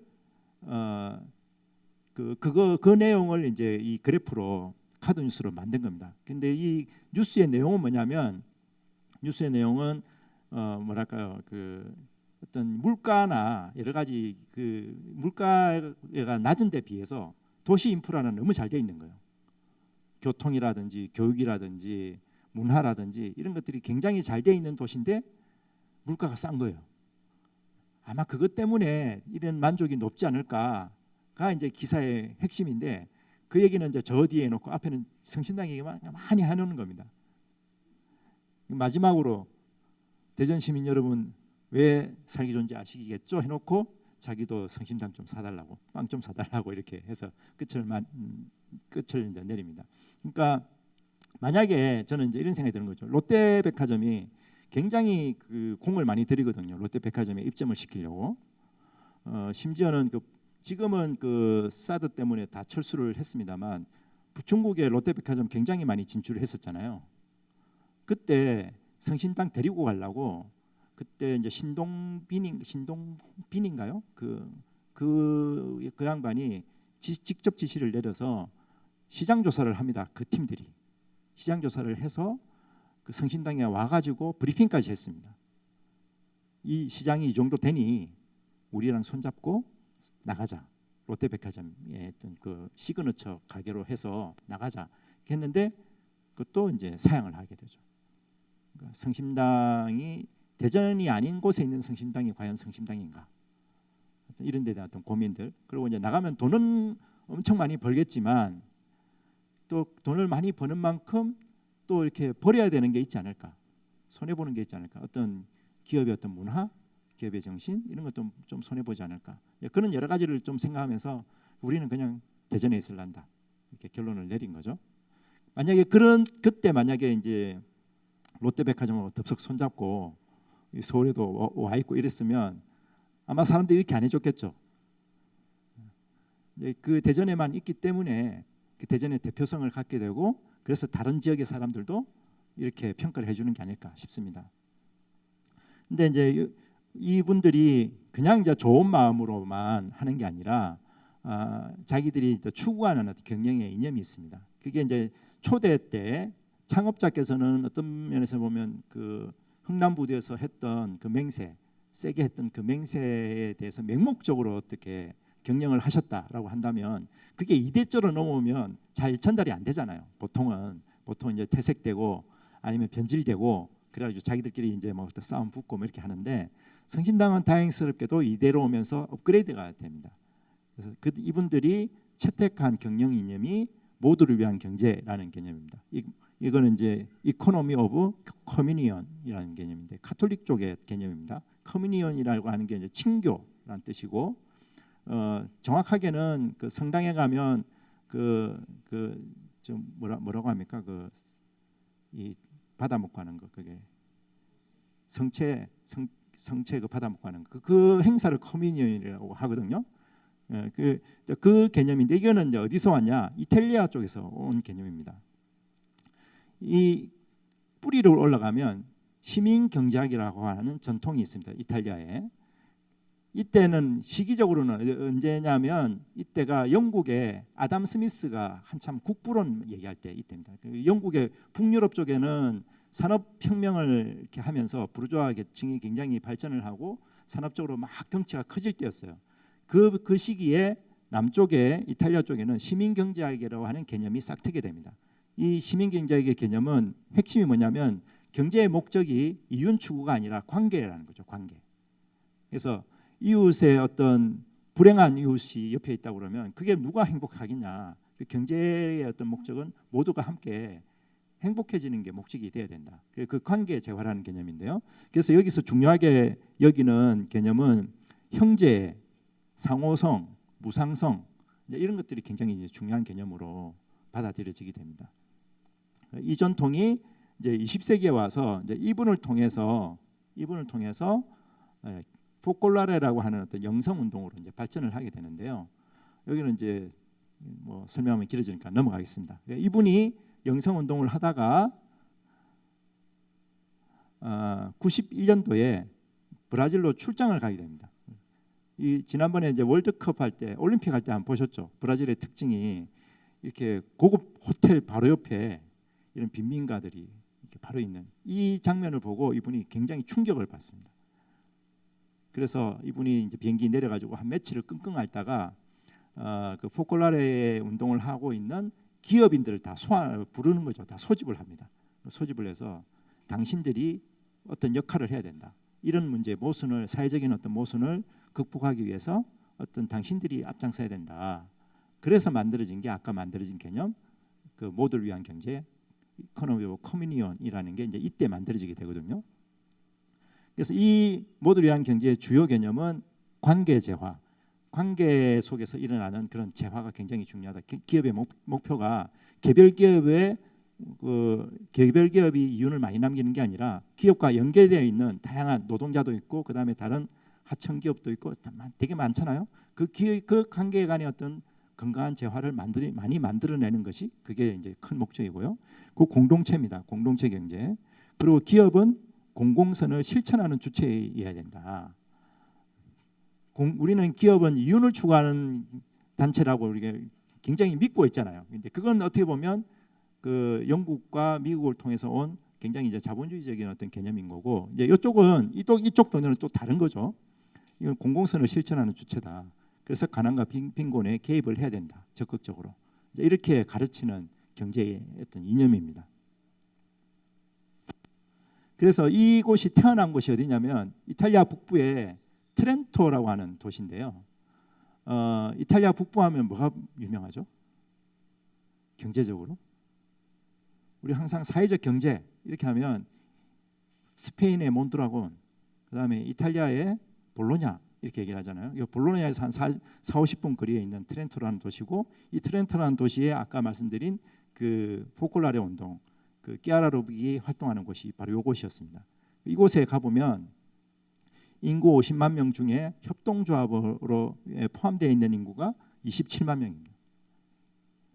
그러니까 이 사회적 운동, 뭐 사회적 경제라고 하는 그 원형이 우리가 지금 얘기하는 어떤 사회적 경제, 사회적 기업, 사회적 그런 협동조합 이런 내용들이 아까 말씀드린 그 시민 경제학에서 이제 뿌리가 내려오는 거죠. 우리는 이제 그걸 따로따로 알고 있기 때문에 연결이 안 되어 있습니다만 그 원래 정신은 이제 여기서 오는 거고 성심당이 받아들이는 어떤 경제 개념이 이 경제 개념을 가지고 경영을 지금 하고 있습니다. 그래서 이분들이 대표님하고 이제 이사님하고 이제 그 EOC 활동에 참가해서 세미나 듣는 모습들입니다. 그래서 이제 이분들이 여기서 교육받고 와서 지금 이제 회사 정관에 보면 성심당은 주식 회사인데 회사 정관에 보면 우리 성심당은 EOC 기업이다라는 걸 회사 정관에다가 이제 표명을 해놓고 있습니다. 그래서 이분들이 와서 직원 한 명분의 임금을 기금으로 내놓는 것부터 실천을 했죠. 이때가 빚이 50억일 때입니다. 빚이 50억일 때 이걸 했고요. 그 다음에 이제 여기서 중요한 부분이 투명 경영을 하는 거거든요. 그래서 직원들에게 다 매출을 공개합니다. 이것도 빚이 50억일 때 불나기 전부터 이걸 실천을 해오셨죠. 그리고 100% 정직한 납세 이것 때 되게 중요하게 생각한다. 이 경제 개념에서는 왜냐하면 우리 탈세까지는 아니어도 절세 이런 걸 굉장히 중요하게 생각하잖아요. 근데 그게 아니라 사회 기업이 돈을 많이 벌어서 기부금 내는 게 중요한 게 아니다. 세금을 잘 내는 게 그게 첫 번째다. 왜냐하면 그게 그 복지 예산으로 다 들어가는 거잖아요. 그게 이제 이 경영에서 굉장히 중요하게 생각하는데 요 두 가지가 불나기 전에는 쫑이 났습니다. 이게 이 두 가지가 직원들이 매출을 이제 다 알잖아요.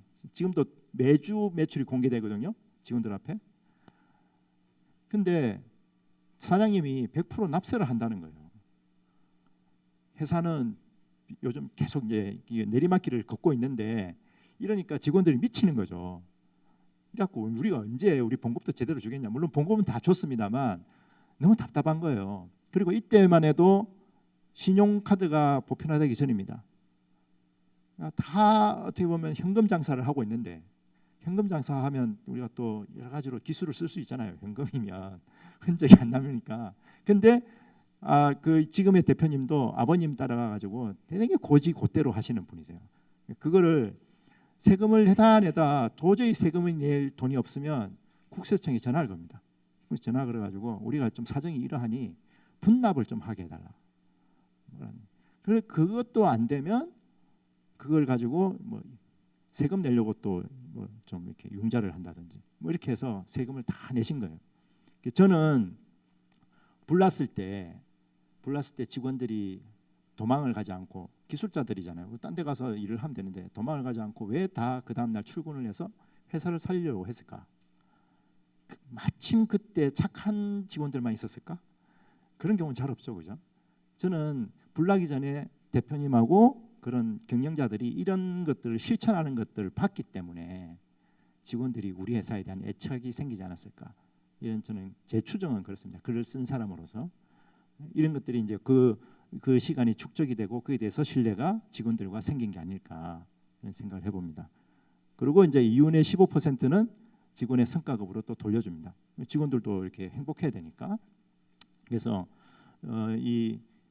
제가 이제 60주년 때 그 행사에 제가 초대를 받아서 갔거든요. 그때 이제 장기 근속 그 직원들에게 그 뭐 좀 금덩어리도 좀 주고 이렇게 그 경력금도 주고 하는 그런 좀 시상식 같은 게 있었습니다. 장기 근속하는. 근데 보면 이런 곳 같은 경우는 제빵 하시는 분들은 되게 다 젊어요. 이렇게. 왜냐하면 제빵사들의 목표가 자기 샵을 갖는 거잖아요. 그러니까 어느 정도 경력이 되면 다 이제 나가서 자기 샵을 갖는데, 여기서 주로 근무하는 중에 장기 근속을 하시는 분들은 어떤 분들이냐면 우리가 흔히들 여사님이라고 부르는 설거지 하시는 분, 청소하시는 분, 직원들 밥해 주시는 분. 여기는 다 정규직입니다. 정규직이고 다 그분들 다 직원들이 어머님 이렇게 부릅니다. 그분들이 대부분 올라오셔서 이렇게 그걸 받으시더라고요. 근데 그분 한 분이 마이크를 딱 잡더니 이제 소감을 좀, 거기는 상 주고 다 소감을 발표하게 합니다. 마치 영화제처럼. 소감 발표를 했더니 이분이 이제 잡고 이제 이 얘기를 하는 거예요. 성과급 얘기를 하시는 거예요. 성과급 얘기를 하면서 자기가 이제 우리 성심당이 잘 되면서 성과급들이 조금씩 나오기 시작하겠죠. 그리고 요즘은 또 훨씬 또 잘 되니까 본인이 이제 보면 이번 달 내가 얼마 정도 받겠다. 이게 분기별이니까 이번 분기에 내가 얼마 정도 받겠다는 거 예측을 할 수 있어요. 왜냐하면 투명 경영이라서 대충 다 예측이 됩니다. 그래서 그걸 가지고 이제 따로 통장을 하나 만들었대요. 이것만 모으는 따로 통장을 만들어 가지고 제가 작년에 우리 딸을 유학을 보냈어요. 이 얘기를 하는 거예요. 그래서 자, 그 얘기 딱 듣고 되게 좀 찡했습니다. 이렇게 우리가 흔히들 이제 좋은 일자리에 대해서 얘기를 많이 하잖아요. 우리가 되게 큰 이슈로 생각하는데 좋은 일자리가 뭘까? 연봉을 많이 받는 게 좋은 일자리일까? 그것보다는 뭔가 안정적으로 미래를 설계할 수 있게 만들어주는 그런 곳이지 않을까 하는 생각이 든 거죠. 그러니까 그분도 이제 설거지 쪽에 일을 하시는 분이신데, 청소하고 설거지하는 쪽에 일을 하시는 분인데 뭐 받으면 얼마나 받겠어요? 하지만 그분한테 내려오는 성과급을 가지고 자기 자녀를 위해서 뭔가 미래를 위해서 계속 투자를 할 수 있게끔 만들어준 그런 기업이 좋은 기업이 아닐까 그런 생각을 좀 해봤습니다. 여기에 이제 그 정신을 따라서 모든 이가 다 좋게 여기는 일을 하도록 하십시오라고 하는 사훈을 가지고 있습니다. 이거는 이제 성경 구절인데요. 로마서 몇 장 몇 절이더라? 그게 기억이 잘 안 납니다. 그래서 여기 이거를 가지고 물론 이제 가톨릭 신자니까 성경 구절을 사원으로 하는 게 뭐 상식적일 수 있죠. 근데 제가 이걸 왜 여기다 가져왔냐면 이분들은 이거를 그냥 사원으로만 여기는 게 아니라 이걸 경영에 접목을 시키려고 끊임없이 질문을 하고 여기에서 자기들의 정책을 만들어내더라는 거죠. 그래서 모든 이가 다 좋아야 된다. 그럼 모든 이가 누구냐?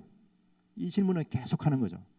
그 모든 이에는 서비스업이니까 일단 고객이 있겠죠, 그죠? 고객도 있지만 거래처도 있고 직원도 있고 그다음에 경영주도 있다. 이 사람들이 다 모두가 좋게 여기는 일을 해야 된다 하는 어떤 생각을 갖고 있습니다. 근데 그게 어떻게 이제 정책적으로 표현이 되냐면 일단 거래처 같은 경우에 이게 매출이 500억짜리 1년에 500억짜리 회사라서 거래처가 얼마나 많겠어요. 일단 밀가루 회사부터 시작해가지고 그다음에 그 뭐 딸기 들어가는 거 해도 뭐 장난이 아니겠죠. 그래서 여기는 가능한 한 농산물 같은 경우는 대전과 가까운 충남 지역에서 수급을 한다. 그게 하나가 대원칙이 있고 그다음에 우리가 그 생협 같은 경우에도 보면 어떤 그런 관계 때문에 그 농가와 직접 계약을 하잖아요, 그죠? 여기도 그렇게 합니다. 딸기면 이제 딸기를 이제 전문적으로 하는 농가와 직접 계약을 맺고 거기서 물건을 이렇게 받습니다. 그러니까 이게 중간 유통 단계하고 하는 게 아니라 그게 굉장히 이제 중요하죠. 농가한테도 굉장히 안정적이고 여기도 이제 품질에 대해서 어떤 책임을 질 수 있으니까. 그리고 여기서 그 모든 결제를 현금 결제를 합니다. 아마 중소기업 쪽 해보신 분들 아시겠지만 여러 가지 환경 때문에 기업이 도산하는 경우도 있지만 현금이 안 돌아서 도산하는 경우 정말 많잖아요. 그래서 보면 우리가 부자 되는 방법이 딱 하나 있죠. 줘야 될 돈은 최대한 늦게 주고 받아야 될 돈은 최대한 빨리 받는다. 그래서 나온 게 어음제도잖아요. 그래서 어음해가지고 발행해놓고 그걸 막지 못해서 유동성이 안 돌아가지고 결국에 이제 도산하는 기업들이 많이 있는데 그래서 이런 모든 이가 다 좋게 여기는 게 뭐냐? 그랬을 때 거래처에 좋은 일을 하려면 좋게 여기려면 가능하면 현금 결제를 하자. 그래서 지금 100% 현금 결제를 해주고 있습니다. 그리고 직원이 행복해야 된다. 우리가 금방 파리바게뜨 얘기를 하셨잖아요. 여기 제과업계에서 최초로 주 5일 근무를 하는 곳입니다. 성심당은 물론 금토 다 합니다. 금토 다 하는데 직원들이 로테이션 하면서 주 5일 근무를 하고 있고요. 그리고 대전역에 가보면 이제 여기는 이제 대전 본점 같은 경우는 자기들 공간이 있으니까 특히 하루 종일 서서 일을 해야 되잖아요. 그래서 이제 안마의자 같은 걸 많이 갖다 놨어요. 근데 대전역 같은 경우는 자기 건물이 아니잖아요. 이게 새 들어서 하는 거니까. 그래서 대전역하고 그 협상을 해서 어떻게 했냐면 대전역 안쪽에 가면 주차장이 있습니다. 그 주차장에 가건물을 세워서 그게 개인 사물함, 그다음에 직원들 식당, 직원들한테 꼭 밥 줍니다. 빵 안 줍니다. 여기. 지금 밥 주고 그다음에 거기에서 사물함 놓고 그다음에 이제 안마의자 갖다 놓고 그런 식으로 이제 정책을 가져가는 거죠. 여기가 제가 참 사랑하는 곳인데요. 잘 안 보입니다. 이제 저하고 같이 가야 이제 볼 수 있는 곳입니다. 성심당 본점에 골목으로 들어오면 바깥으로 이렇게 수도꼭지 하나가 나온 게 있습니다. 요게 바깥에 수도꼭지 나온 이유는 이 건물을 지을 때가 90년대 초반으로 알고 있거든요. 90년대 초반에 여기 건물을 할 때 그 앞에 있는 포장마차 물쓰라고 갖다 놓은 겁니다. 이 앞에 보면 포장마차가 이렇게 있어요. 이렇게 엄청 비좁죠. 그러니까 차 한 대 지나가면 난리 납니다. 이게 막 비켜야 되고. 근데 성심당 입장에서 뭐 흔히들 이제 같은 먹는 장사잖아요. 어떻게 보면 경쟁자로도 볼 수 있죠. 그런데 그러지 않고 이 사람들 먹는 걸 물이라도 편하게 쓰라고 물을 이렇게 해놓은 거예요. 그래서 여기에 가장 오래된 분이 30년 넘게 여기 하시는 분 계십니다. 여기도 2대 경영을 하고 있거든요. 그 포장마차도. 근데 본래는 이제 이게 물을 이렇게 그냥 자유롭게 갖다 쓰도록 하고 화장실도 편하게 쓰라고 했는데 이게 재작년에 바뀌었습니다. 여기 이제 계시는 분들이 이제 연말에 회식을 하면서 야 이제 우리 돈 벌잖아. 우리 언제까지 공짜로 쓸래? 그러면서 이제는 수수료를 내고 있습니다. 그리고 여기 계시는 분들이 1년에 한 번 성심당에서 직원들 이제 워크숍 이제 놀러 가는 게 하루 있거든요. 문 다 닫고 직원 문 다 닫고 하루 이제 놀러 가면 한 경비 한 2, 3억 깨지는데 그래도 놀러 갑니다. 직원들의 어떤 그걸 위해서 가는데 그때 포장마차 요 사장님들이 맥주를 쏴줍니다. 그래서 저는 요 골목 이렇게 왔다 갔다 걸어다니면 참 기분이 좋아요. 이렇게 살아도 사라지잖아요. 이렇게 살 수 있잖아요. 그리고 이제 대전시하고 지금 이분은 그 선거 부정으로 지금 이제 백수로 지내고 계시는데 성심당이 이제 워낙 그 유명해지니까 대전시가 대전시 홍보할 때 같이 좀 홍보하자. 그래서 이제 대전시하고 성심당하고 마케팅 상생 협력 이래가지고 예를 들어서 대전에서 홍보할 게 있으면 성심당 빵 앞에 뭐 이렇게 같이 넣어준다든지 뭐 이런 식으로 하고 있습니다. 그리고 여기 앞건이 뭐냐면 여기 이제 재작년에 새로 생긴 성심당 무슨 어디점이더라 그 과학공원에 있는 그 DCC라고 대전 컨벤션 센터에 여기 성심당이 입점을 했습니다. 이때 여기 입점을 하게 된 게 대전시에서 이제 한 2년 동안 제발 좀 여기 입점을 해달라고 요청을 해서 그 입점을 한 거예요. 근데 대전시가 그렇게 요청을 했다는 것은 거기가 장사가 잘 안 되는 곳이라는 뜻이겠죠. 왜냐하면 여기 대전 DCC라는 건 컨벤션 센터는 컨벤션이 있을 때는 사람이 있지만 컨벤션 없으면 휑한 거예요. 그러니까 대전시가 제발 좀 성심당이 들어오면 좀 좋아지지 않겠냐, 좀 들어와달라는데 사업하는 입장에서 자선도 아니고 사업하는 입장에서는 계산을 해봐야 될 거 아니에요. 저기 가서 답이 나오냐 안 나오냐. 그걸 한 2년이 걸린 거예요. 그래서 그 대전시가 이렇게 요구를 하는데 우리가 도저히 거절을 못하겠다. 그래도 한번 가보자 해서 이제 간 거예요. 가서 다행히 손해는 안 본답니다. 손해 안 보고 그래도 띄우고 하면서 시민들이 여기 이제 주변에 이제 아파트 단지들이 있는데 이제 여기 많이 나와서 이제 시간을 보내시는 거죠. 그러면 이제 요 성심당 때문에 그 주변에 또 다른 상권들이 또 생길 수가 있겠죠. 일종의 어떤 뭐랄까 요즘 도시재생 말을 많이 하는데 그런 면에서 또 이런 게 하나의 모델이 될 수 있지 않을까 이런 생각 좀 해봅니다. 그리고 여기 대전 본점인데요. 여기 코너가 원래는 이제 그 여름에는 팥빙수 여기서 부스 설치해서 팔고요. 겨울에는 그 수능 때 그 수능떡 파는 그런 곳입니다. 그 비어 있을 때는 동네에 이제 버스커들이 와서 여기서 이제 공연을 합니다. 그러니까 이제 성심당에 여기서 버스킹을 하면 진짜 명당이겠죠. 가면 손님들이 청중들이 그냥 지나다니는 제일 많이 지나다니는 곳이니까 이런 식으로 이제 제공을 하고 있고요. 그다음에 여기는 60주년 때 지역에 있는 이제 화가들에게 프로젝트를 주는 거죠. 60주년 기념으로 좀 작품 한번 만들어 달라. 그러면 여기 이제 홍빛나 작가라고 대전에서 어릴 때 자기가 다녔던 성심당 그리고 지금의 성심당 이걸 그림으로 표현을 한 겁니다. 그럼 지금 이거는 그림이 어디 있냐면 성심당 본점에서 2층 올라가면 2층에 또 이렇게 돈가스 먹는 집이 있거든요. 거기도 성심당 겁니다. 그 2층 올라가는 그 계단에 크게 붙여놔 있습니다. 이건 제가 쓴 책이고요.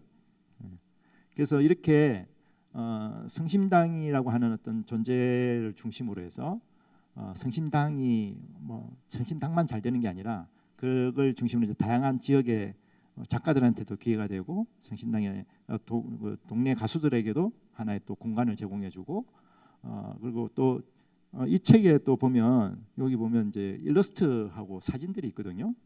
이건 또 대전에 출판사에서 한 게 아닙니다. 이거는 출판사가 좀 남해 봄날이라고 되게 좀 뭐랄까 좀 혜택을 입었죠.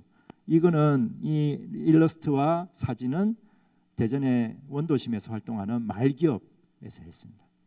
그 말기업이 1년 동안 그 사진인과 일러스트 이런 것들을 이제 만드는데 그것도 이제 성심당에 프로젝트를 주는 거죠. 그거에서 이제 빼가지고 이 책을 만들었습니다. 그래서 출판사 입장에서는 굉장히 좀 행복한 케이스가 되겠죠. 그래서 저는 이제 여기 오면서 뭐 성심당 대전에 성심당에 있어서 좋겠다 이렇게 뭐 부러워하는 것도 하나의 방법이지만 우리가 또 이게 정의당 중심으로 하는 행사니까 우리 지역의 성심당 같은 그런 가게들, 기업들을 좀 키울 수 있는 방법 이것들을 한번 우리가 고민해 보면 또 좋은 하나의 프로젝트가 되지 않을까 싶습니다. 이게 여기 특히 이제 EOC 쪽에서 그 연구하시는 분들 얘기 들어보면 우리가 구매 활동 자체가 이거 자체가 다 투표다. 내가 어디 마트 가서 자꾸 사면 그 마트에 자꾸 이제 투표를 해주는 거고 내가 우리 동네 가게 가면 그 동네 가게 투표해 주는 거다. 뭐 그렇다고 실력이 없는 걸 키울 수는 없겠지만 우리 지역에 이런 좀 싹수가 보이고 좀 열심히 또 도전하는 그런 또 의미 있는 기업들, 의미 있는 가게들이 있으면 우리 지역 사회에서 좀 많이 좀 팔아주면서 제2, 제3의 우리 지역의 성심당들이 많이 등장할 수 있다고 한다면 우리 지역 사회가 훨씬 풍성해지지 않을까 좀 생각을 해봅니다. 제가 준비한 얘기는 여기까지 말씀을 드리고 혹시 궁금한거나 이런 게 있으시면 질문해 주시면 좋겠습니다. 고맙습니다. 네, 그러면 질의응답 시간을 좀 가지려고 하는데요. 너무 길지 않게 딱 정리를 잘 해주셔서 질문을 해주시면 됩니다. 마이크를 드리겠습니다. 질문 있으신 분 있나요?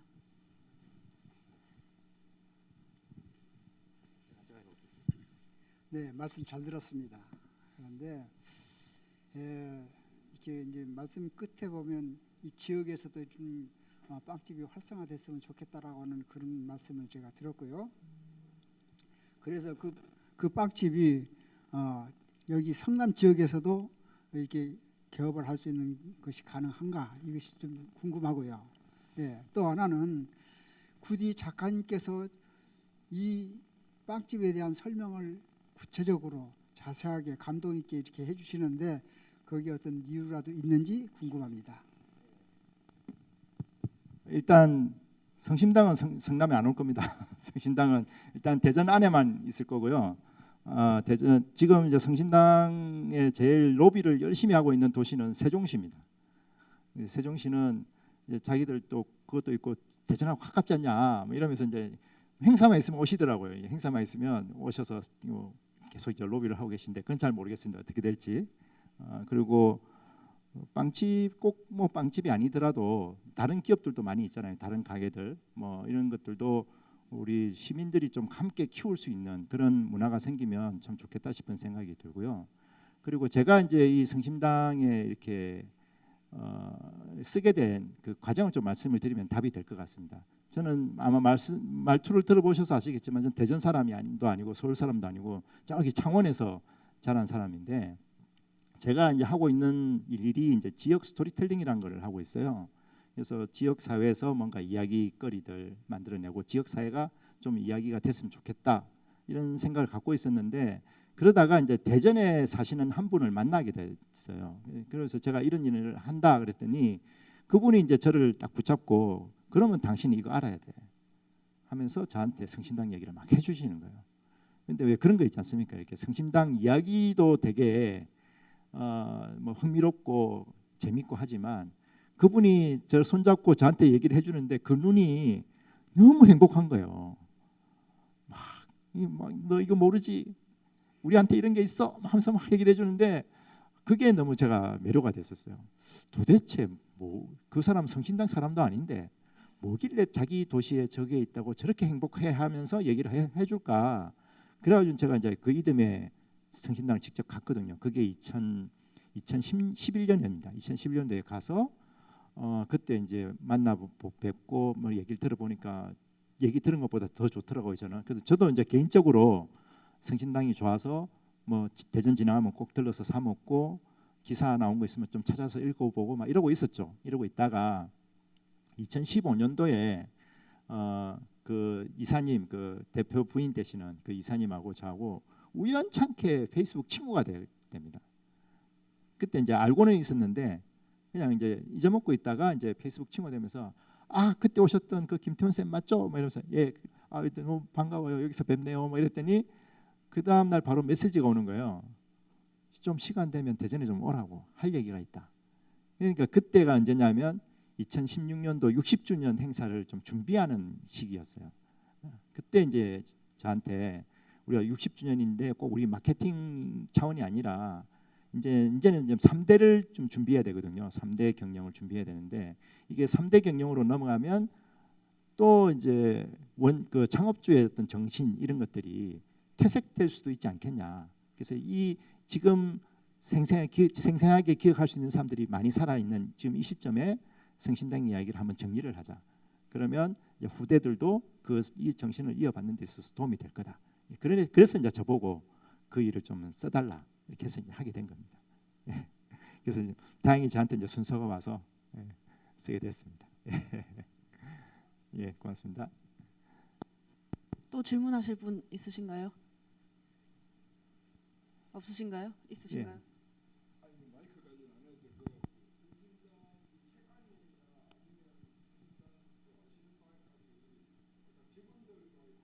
네.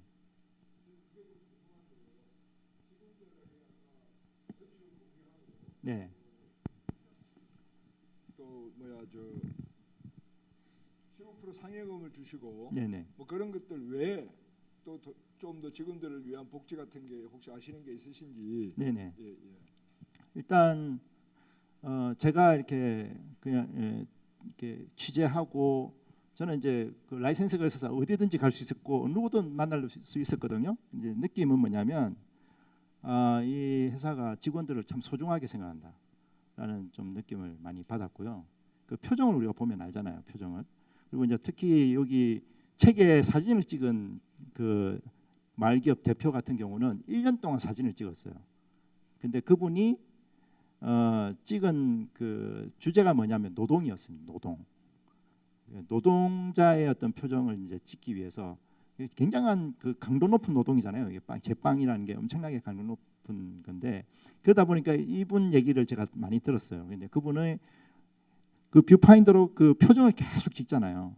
찍는데 특히 이제 신입 사원들 같은 경우는 이제 1월 초에 찍었던 거랑 12월 달에 찍었던 거랑 표정 보면 표정이 달라져 있는 거예요.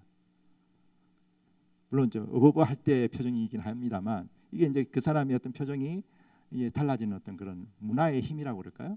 그래서 그게 이제 제도적으로는 인사적으로는 어떻게 되어 있냐면 여기 이제 인사고가 제도가 있는데 여기서 인사고가의 40%가 엉뚱하게도 사랑입니다. 사랑. 그러니까 직원들 간에 사랑을 많이 실천한 사람이 인사고가를 많이 받게 돼 있어요. 그래서 그럼 그거 어떻게 평가하느냐? 근데 그게 평가하는 방법이 여기는 이제 매주 그 신문이 나옵니다. 사내 신문이 나옵니다.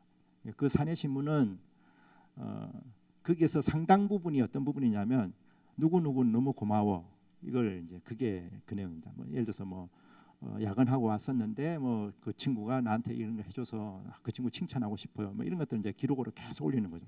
그걸 한 몇 년 하니까 이제 그게 1년을 쌓아놓고 보면 이제 흔히 말로 이제 견적이 나오는 거죠. 누가 얼마나 더 이렇게 잘 하는지. 이제 그런 직원들이 높이 평가받는 거예요. 어디 대회 나가서 우승하고 이거는 인사고과에 크게 의미가 없고 직원들 사이에서 어떤 그런 문화를 만들어내는 사람한테 하겠다. 그럴 때 이제 그걸 이제 사장님한테 여쭤봤어요. 그게 좀 상식적으로는 좀 안 맞잖아요, 우리한테. 그때 되면 이제 사장님이 이제 그런 얘기를 단호하게 하시는 말씀이 있습니다. 단호하게 하시는 말씀이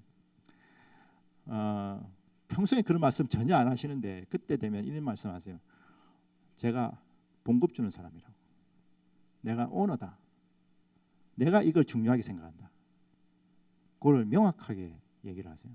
나는 우리 회사 사람들이 어디 나가서 뭐 성심당을 많이 알리거나 뭐 대회 나가서 뭐 이름을 그거 나 별로 중요하게 생각 안 해. 우리가 같이 하루 종일 붙어서 노동을 하는 노동의 현장인데 그 노동의 현장에서 사랑을 실천하고 좋은 분위기를 만들어내는 그 직원이 나한테는 더 소중해. 그거를 이제 명확하게 메시지를 주는 거죠. 그래서 그런 부분에 대해서는 저도 이제 거기에 대해서는 굉장히 좀 존경을 하는 부분이 뭐냐면 대표님이 이 회사에 대해서 이 회사 경영에 대해서 무슨 생각을 하고 있고 앞으로 5년 뒤에는 이 회사가 어떻게 가겠는지 저도 알 것 같아요. 너무 명쾌해가지고. 근데 직원들도 그걸 아는 거예요. 그러니까 헷갈리는 게 전혀 없어요. 그러니까 제가 들은 얘기 중에 또 되게 인상 깊었던 사례 중에 하나가 뭐냐면 제가 대전에서 이 북토크를 한다고 했더니 이제 직원들도 많이 왔었어요. 직원들이 한 6-7명 같이 와서 들었는데 뭐 나중에 이제 얘기 다 끝나고 이제 질의응답 받는데 한 친구가 손을 들더니 그러는 거예요. 자기도 할 말이 있다고. 왜냐하면 제가 그때 무슨 얘기를 했었냐면 어떤 그 회사 경영하시는 분이 성심당에 인사제도가 뭐가 있냐 이런 얘기를 하셨거든요. 그래서 제가 특별히 뭐 특별한 인사제도 뭐 시그마 식스 이런 거 없다. 대신에 이런 어떤 대표님의 어떤 그 철학이나 경영 방향이 명확하기 때문에 직원들이 어떤 그런 부분에 대해서 하나로 이렇게 헷갈리는 것 없이 잘 가고 있는 게 그게 제일 큰 인사 제도인 것 같다 했더니 이제 그 얘기를 듣고 그 직원이 손을 들고 내가 한 말이 있다 하면 나온 거예요. 얘기를 들어보니까 이제 입사한 지 한 1년 반 된 굉장히 젊은 친구고 어떻게 보면 이제 쫄다보니까 하는 일이 캐셔 보는 겁니다. 현금 이렇게 계산하는 그 일을 보는 친구예요. 그래서 자기가 그 어느 날 계산을 막 하고 있는데 할머니 한 분이 오셨대요. 그래서 할머니 한 분이 그 단팥빵 하나를 가지고 와서 800원을 놓고 가더래요. 그래서 할머니 단팥빵은 800원 아니라고. 요즘 다 1,200원 이렇게 올라갔잖아요. 800원 갖고는 안 됩니다. 돈 더 주셔야 됩니다. 했더니 그 할머니가 보더니 그냥 빵을 두고 가시더래요. 근데 이제 그 친구가 그때 할머니 손을 봤대요. 할머니 손을 보니까 이제 손을 보면 이제 그 친구 어떻게 사셨는지 나오잖아요. 그거 보면서 자기 생각에 탁 스치는 생각이 사장님이 여기 계셨으면 어떻게 했을까 하는 생각이 들더래요. 그래서 얼른 호주머니를 뒤져보니까 500원이 나오더라는 거예요. 그래서 500원을 거기다 얹혀서 결제를 자기가 해서 할머니한테 그걸 드렸다. 이렇게 이제 얘기를 하더라고요. 그러니까 그 굉장히 이제 신입 사원 직원도 그 정도로 행동할 정도로 뭐랄 기업 문화가 탄탄하게 되어 있어서 어떤 뭐 회사는 회사대로 어떤 직원에 대한 어떤 존중해줄 부분 물론 일은 빡세게 시킵니다. 엄청 고되고 엄청 힘든 직장이긴 한데 그런 직장을 출근할 때 나 회사 가는 게 너무 기쁘고 행복하고 우리 직원들 동료들 만나는 게 즐겁고 그렇게 해야 그 사람들이 만드는 빵이 맛있다라는 게 사장님의 철학이에요. 그래서 단순히 뭐 이렇게 가톨릭이라서 사랑이기도 하지만 그런 사람들이 행복한 사람들이 빵을 만드는 그 빵이 우리 회사의 하나의 경쟁력이다라고 생각을 하시고요. 그래서 60주년 때 이제 제 책하고 똑같이 나온 다른 책이 하나 있습니다. 그 지금도 검색하시면 나오는데 성심당 그 케이크 부티크라고 하는 그 바로 옆에 있는 그 케이크 전문점에서 내놓은 60가지 레시피를 공개를 했습니다. 어떻게 보면 기업의 영업 비밀 같은 거죠. 제가 그 책을 봤는데 정말 상세하게 나와 있습니다. 재료 무게, 원가까지 다 나와 있습니다. 그걸 대표님 이거는 영업 비밀이잖아요. 제일 인기 있는 것들을 내놨거든요. 영업 비밀인데 이걸 오픈하시면 어떻게 합니까? 그랬더니 대표님 하시는 말씀이 씩 웃으면서 우리는 좀 더 열심히 하면 된다고. 그러면서 그걸 오픈한 거예요. 그걸 오픈한 이유가 그 동네 빵집들, 그다음에 또 뭐 개인 애호가들이 많잖아요. 또 이렇게 애호가들 이런 사람들에게 도움이 좀 되라고 이렇게 오픈하셨더라고요. 그래서 이제 그런 문화들이 좀 형성돼 있고 또 직원들의 꿈은 자기 샵을 갖는 거지 않습니까? 그건 어떻게 보면 회사 입장에서는 자기 샵을 갖기 위해서 나가면 손실이 되는 거죠. 근데 그 부분도 어떻게 보면 또 대승적으로 예를 들어서 이제 성심당이 이제 브랜드 네임이 있기 때문에 유명한 사람들이 많이 와요. 이제 제빵사들 중에서 좀 유명한 사람들, 대만의 뭐 장인, 뭐 일본의 장인 이런 사람들이 많이 오는데 오면 꼭 세미나를 해줍니다. 직원들 세미나를. 그래서 직원들 세미나 하고 또 직원들 중에 또 뭐 이렇게 고가가 좋은 친구들 같은 경우는 해외 그 연수도 보내주고. 그래서 이제 직원들이 자기의 어떤 성장하는 데 있어서 좀 도움이 되게끔 그런 역할을 꾸준하게 하고 있어서 어떤 물론 이제 직원들이 한 500명, 400명 되니까 문제가 안 생길 수는 없죠. 하지만 전반적으로는 그런 회사에 대한 어떤 신뢰, 또 직원에 대한 존중 이런 것들이 계속 존재하고 있습니다. 한 400명 제가 매출 400억 할 때 400명이었거든요. 그러니까 계산해 보시면 보통 이제 기업이 돌아가려면 최소 한 명이 매출 1억을 해야 된다고 하잖아요. 근데 400명이 400억을 하니까 어떻게 보면 돈을 굉장히 잘 버는 건 아니죠.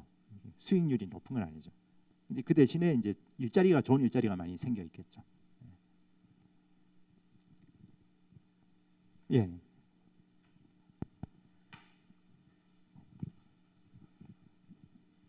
전 천주교 신앙인이고 봉사자이기도 하고요. 예. 또 지역에서는 부위원장을 맡고 있습니다. 이름은 안창영이고요. 처음에 들은 소감 중에서 우리가 이제 좋은 선한 생각을 갖더라도 정당에 나와서나 또는 그 종교 단체에서 활동할 때는 그거를 실천하기는 그렇게 어렵지 않은 것 같은데 사실 기업에서 직장에서 그런 본인의 가치를 실천하는 게 상당히 어렵고 그런 것들이 본인한테도 스트레스가 됐었는데 이번 오늘 강의를 통해서 그런 것들을 실천하고 배우는 사례들에 대해서 그렇게 견문을 넓힐 수가 있어서 참 좋았던 것 같고요. 제가 좀 궁금한 부분은 저도 이제 한 10년 정도 된 뭐 지역 활동가기도 하지만 또 다른 형태에서는 소비자처럼 당원이고 또 이제 특히 강사님도 당원이셔서 제가 질문하고 싶은 거는 당이나 지역위원회도 작은 지역의 정당인데요. 저희가 또는 당이 또 다른 소비자인 당원들에게 어떻게 잘 평소에 앞으로 더 해줄 것이 어떤 게 있었을까 평소 생각하시던 점들. 그래서 물론 선거에서 좋은 결과를 내면 당원으로서 가장 행복하지만 일상적으로는 당이나 지역위가 당원들을 어떻게 대우해주고 뭐 피드백하고 이런 것에 대해서 좀 더 보완하거나 그런 점에서 평소 이제 이런 부분의 전문가로서 좀 생각하셨던 분들이 있었으면 좀 말씀해 주십시오. 저는 사실 이제 노회찬 의원 돌아가셨을 때 들어온 당원이기 때문에 정의당에 대해서 잘 모르기도 하고 그리고 이제 당원 활동은 저도 아직까지 어색해서 활동은 잘 못해요. 뭐 이렇게 프랭카드 달고 막 이래야 되는데 저는 이제 혼자다 보니까 친하지도 않고 그런데 좀 그래서 좀 뭐 조금 쭈뼛쭈뼛하고 뭐 그렇긴 한데 뭐랄까요? 그냥 이제 제가 당원 입장에서 이렇게 말씀을 드리자면 그 뭐랄까 좋은 사람을 계속 이제 만날 수 있는 곳 어떤 이런 게 사실 이제 좀 지역 차원에서는 되게 중요한 것 같아요. 이게 이제 전국 차원에서는 어떤 이념적인 지향과 어떤 그 정책을 이제 관철시키고 뭐 이런 것들이 되게 중요한 이슈겠지만 지역 차원에서는 이제 실제로 생활 공간이잖아요. 생활 공간에서 일단 정의당원이면 이제 생각이 뭐 크게 다르지는 않을 거니까 크게 다르지는 않은데 이제 거기서 정말 좋은 사람을 여기서 만날 수 있고 그 사람들과 좀 행복한 추억을 쌓을 수 있다라는 좀 그런 어떤 이미지 활동들 이런 것들이 좀 소소하게 많았으면 좋겠다 이런 생각을 좀 해봅니다. 예. 그러니까 뭐 성심당하고 크게 관계는 없습니다만 예.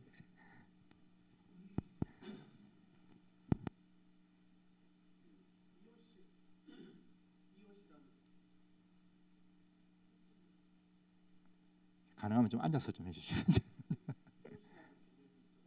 예.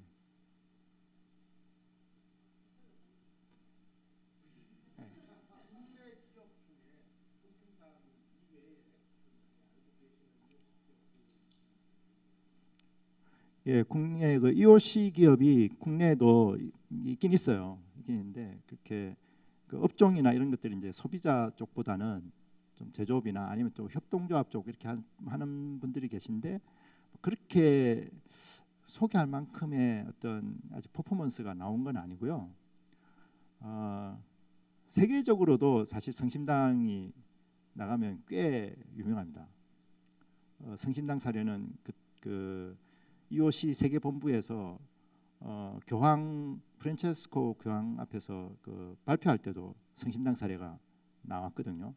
실제로 발표도 했었고, 그러니까 굉장히 세계적인 사례입니다. 저 사례는 저는 실천을 해서 뭐 말씀 들어보셔서 아시겠지만 그런 식으로 실천을 하면서도 어떤 사업적으로 저런 식으로 퍼포먼스를 낸다는 게 진짜 굉장히 드문 사례이기 때문에 저 사례만 해도 뭐 글로벌적으로도 굉장히 의미 있는 사례가 될 것 같고요. 그다음에 이제 해외로 이제 특히 이제 많은 곳이 뭐 이탈리아는 본거지니까 그런 협동조합 이런 것들이 굉장히 잘 돼 있는 부분이 있고 가까이로는 필리핀 쪽에 필리핀, 남미 뭐 이런 쪽에 기존에 이제 카톨릭의 기반을 둔 곳인데 굉장히 좀 갈등이 있는 곳 아니면 굉장히 좀 가난한 동네 뭐 이런 곳에 EOC 기업들이 많이 있어요. 그래서 그 EOC 기업들이 주로 하는 게 아까 그 빈곤 얘기를 많이 했잖아요. 그 빈곤을 경제적으로 어떻게 풀 것인가. 그래서 우리나라에도 지금 그 좀 정책이 왜 그 반영된 것들이 있죠. 그 방글라데시의 그 무슨 은행입니까? 그 가난한 사람들에게 그 거의 이자 없이 돈 빌려주고 이렇게 하는 그런 기업이 필리핀에도 있어요. 그리고 남미에는 또 어떤 기업이 있냐면 그 남미는 이제 그 마약 때문에 문제가 되는 곳이 많잖아요. 근데 이제 거기에서 이제 마약 쪽에 가담하지 않으면서도 경제적으로 자립할 수 있게끔 하는 그런 어떤 활동하는 기업. 이제 그게 이제 EOC 기업 하면 이제 주로 이제 언급되는 기업들이고요. 이렇게 이제 제빵으로 하는 것은 뭐 성심당이 독보적입니다. 예, 예, 예, 예, 앉아서 하십시오. 예. 아, 대전에 계셨구나. 예. 네, 네. 성심당이 의사결정구죠. 예. 성심당은 회의를 이제 꽤 이제 열심히 하는 회사고요. 그리고 이제 성심당의 이제 문화 중에 하나는 뭐냐면 일단 회의를 하면 일정 시간 이상 거기에 참석한 모든 사람이 말을 해야 됩니다. 그러니까 그 회의 색상에 들어오면 누군가 한마디 일방적으로 얘기하고 다 지시받는 이런 구조는 아니고요. 일단 말단 직원이 들어와도 일단 회의 끝나기 전에 뭐 자기 개인 얘기를 하든 어쨌든 무조건 얘기를 하게 만듭니다. 예, 그래서 그 직원들이 굉장히 말을 잘합니다. 성신당 직원들하고 얘기를 나눠보면 불쑥불쑥 툭툭 튀어나와서 말을 열심히 하고요. 그래서 그런 어떤 개방적인 구조를 가지고 있고 인사제도 같은 경우도 그 실무자들 있죠. 예를 들어서 성신당 이제 본점이면 그 본점의 그 매니저가 인사권을 가지고 있습니다. 대표님이 그게 개입하지 않습니다. 그래서 전문 분야는 그 파트의 전문가가 최종적인 결정권을 갖고 사업을 하고 그리고 이제 그런 지금은 이제 임원이 좀 이제 많아졌죠. 지금 이제 이사가 한 5명, 6명 정도 되시는데 그분들이 이제 그 모든 어떤 사안들을 투명하게 이제 회의 석상에서 이제 의사 결정을 하는 그런 구조가 되어 있습니다.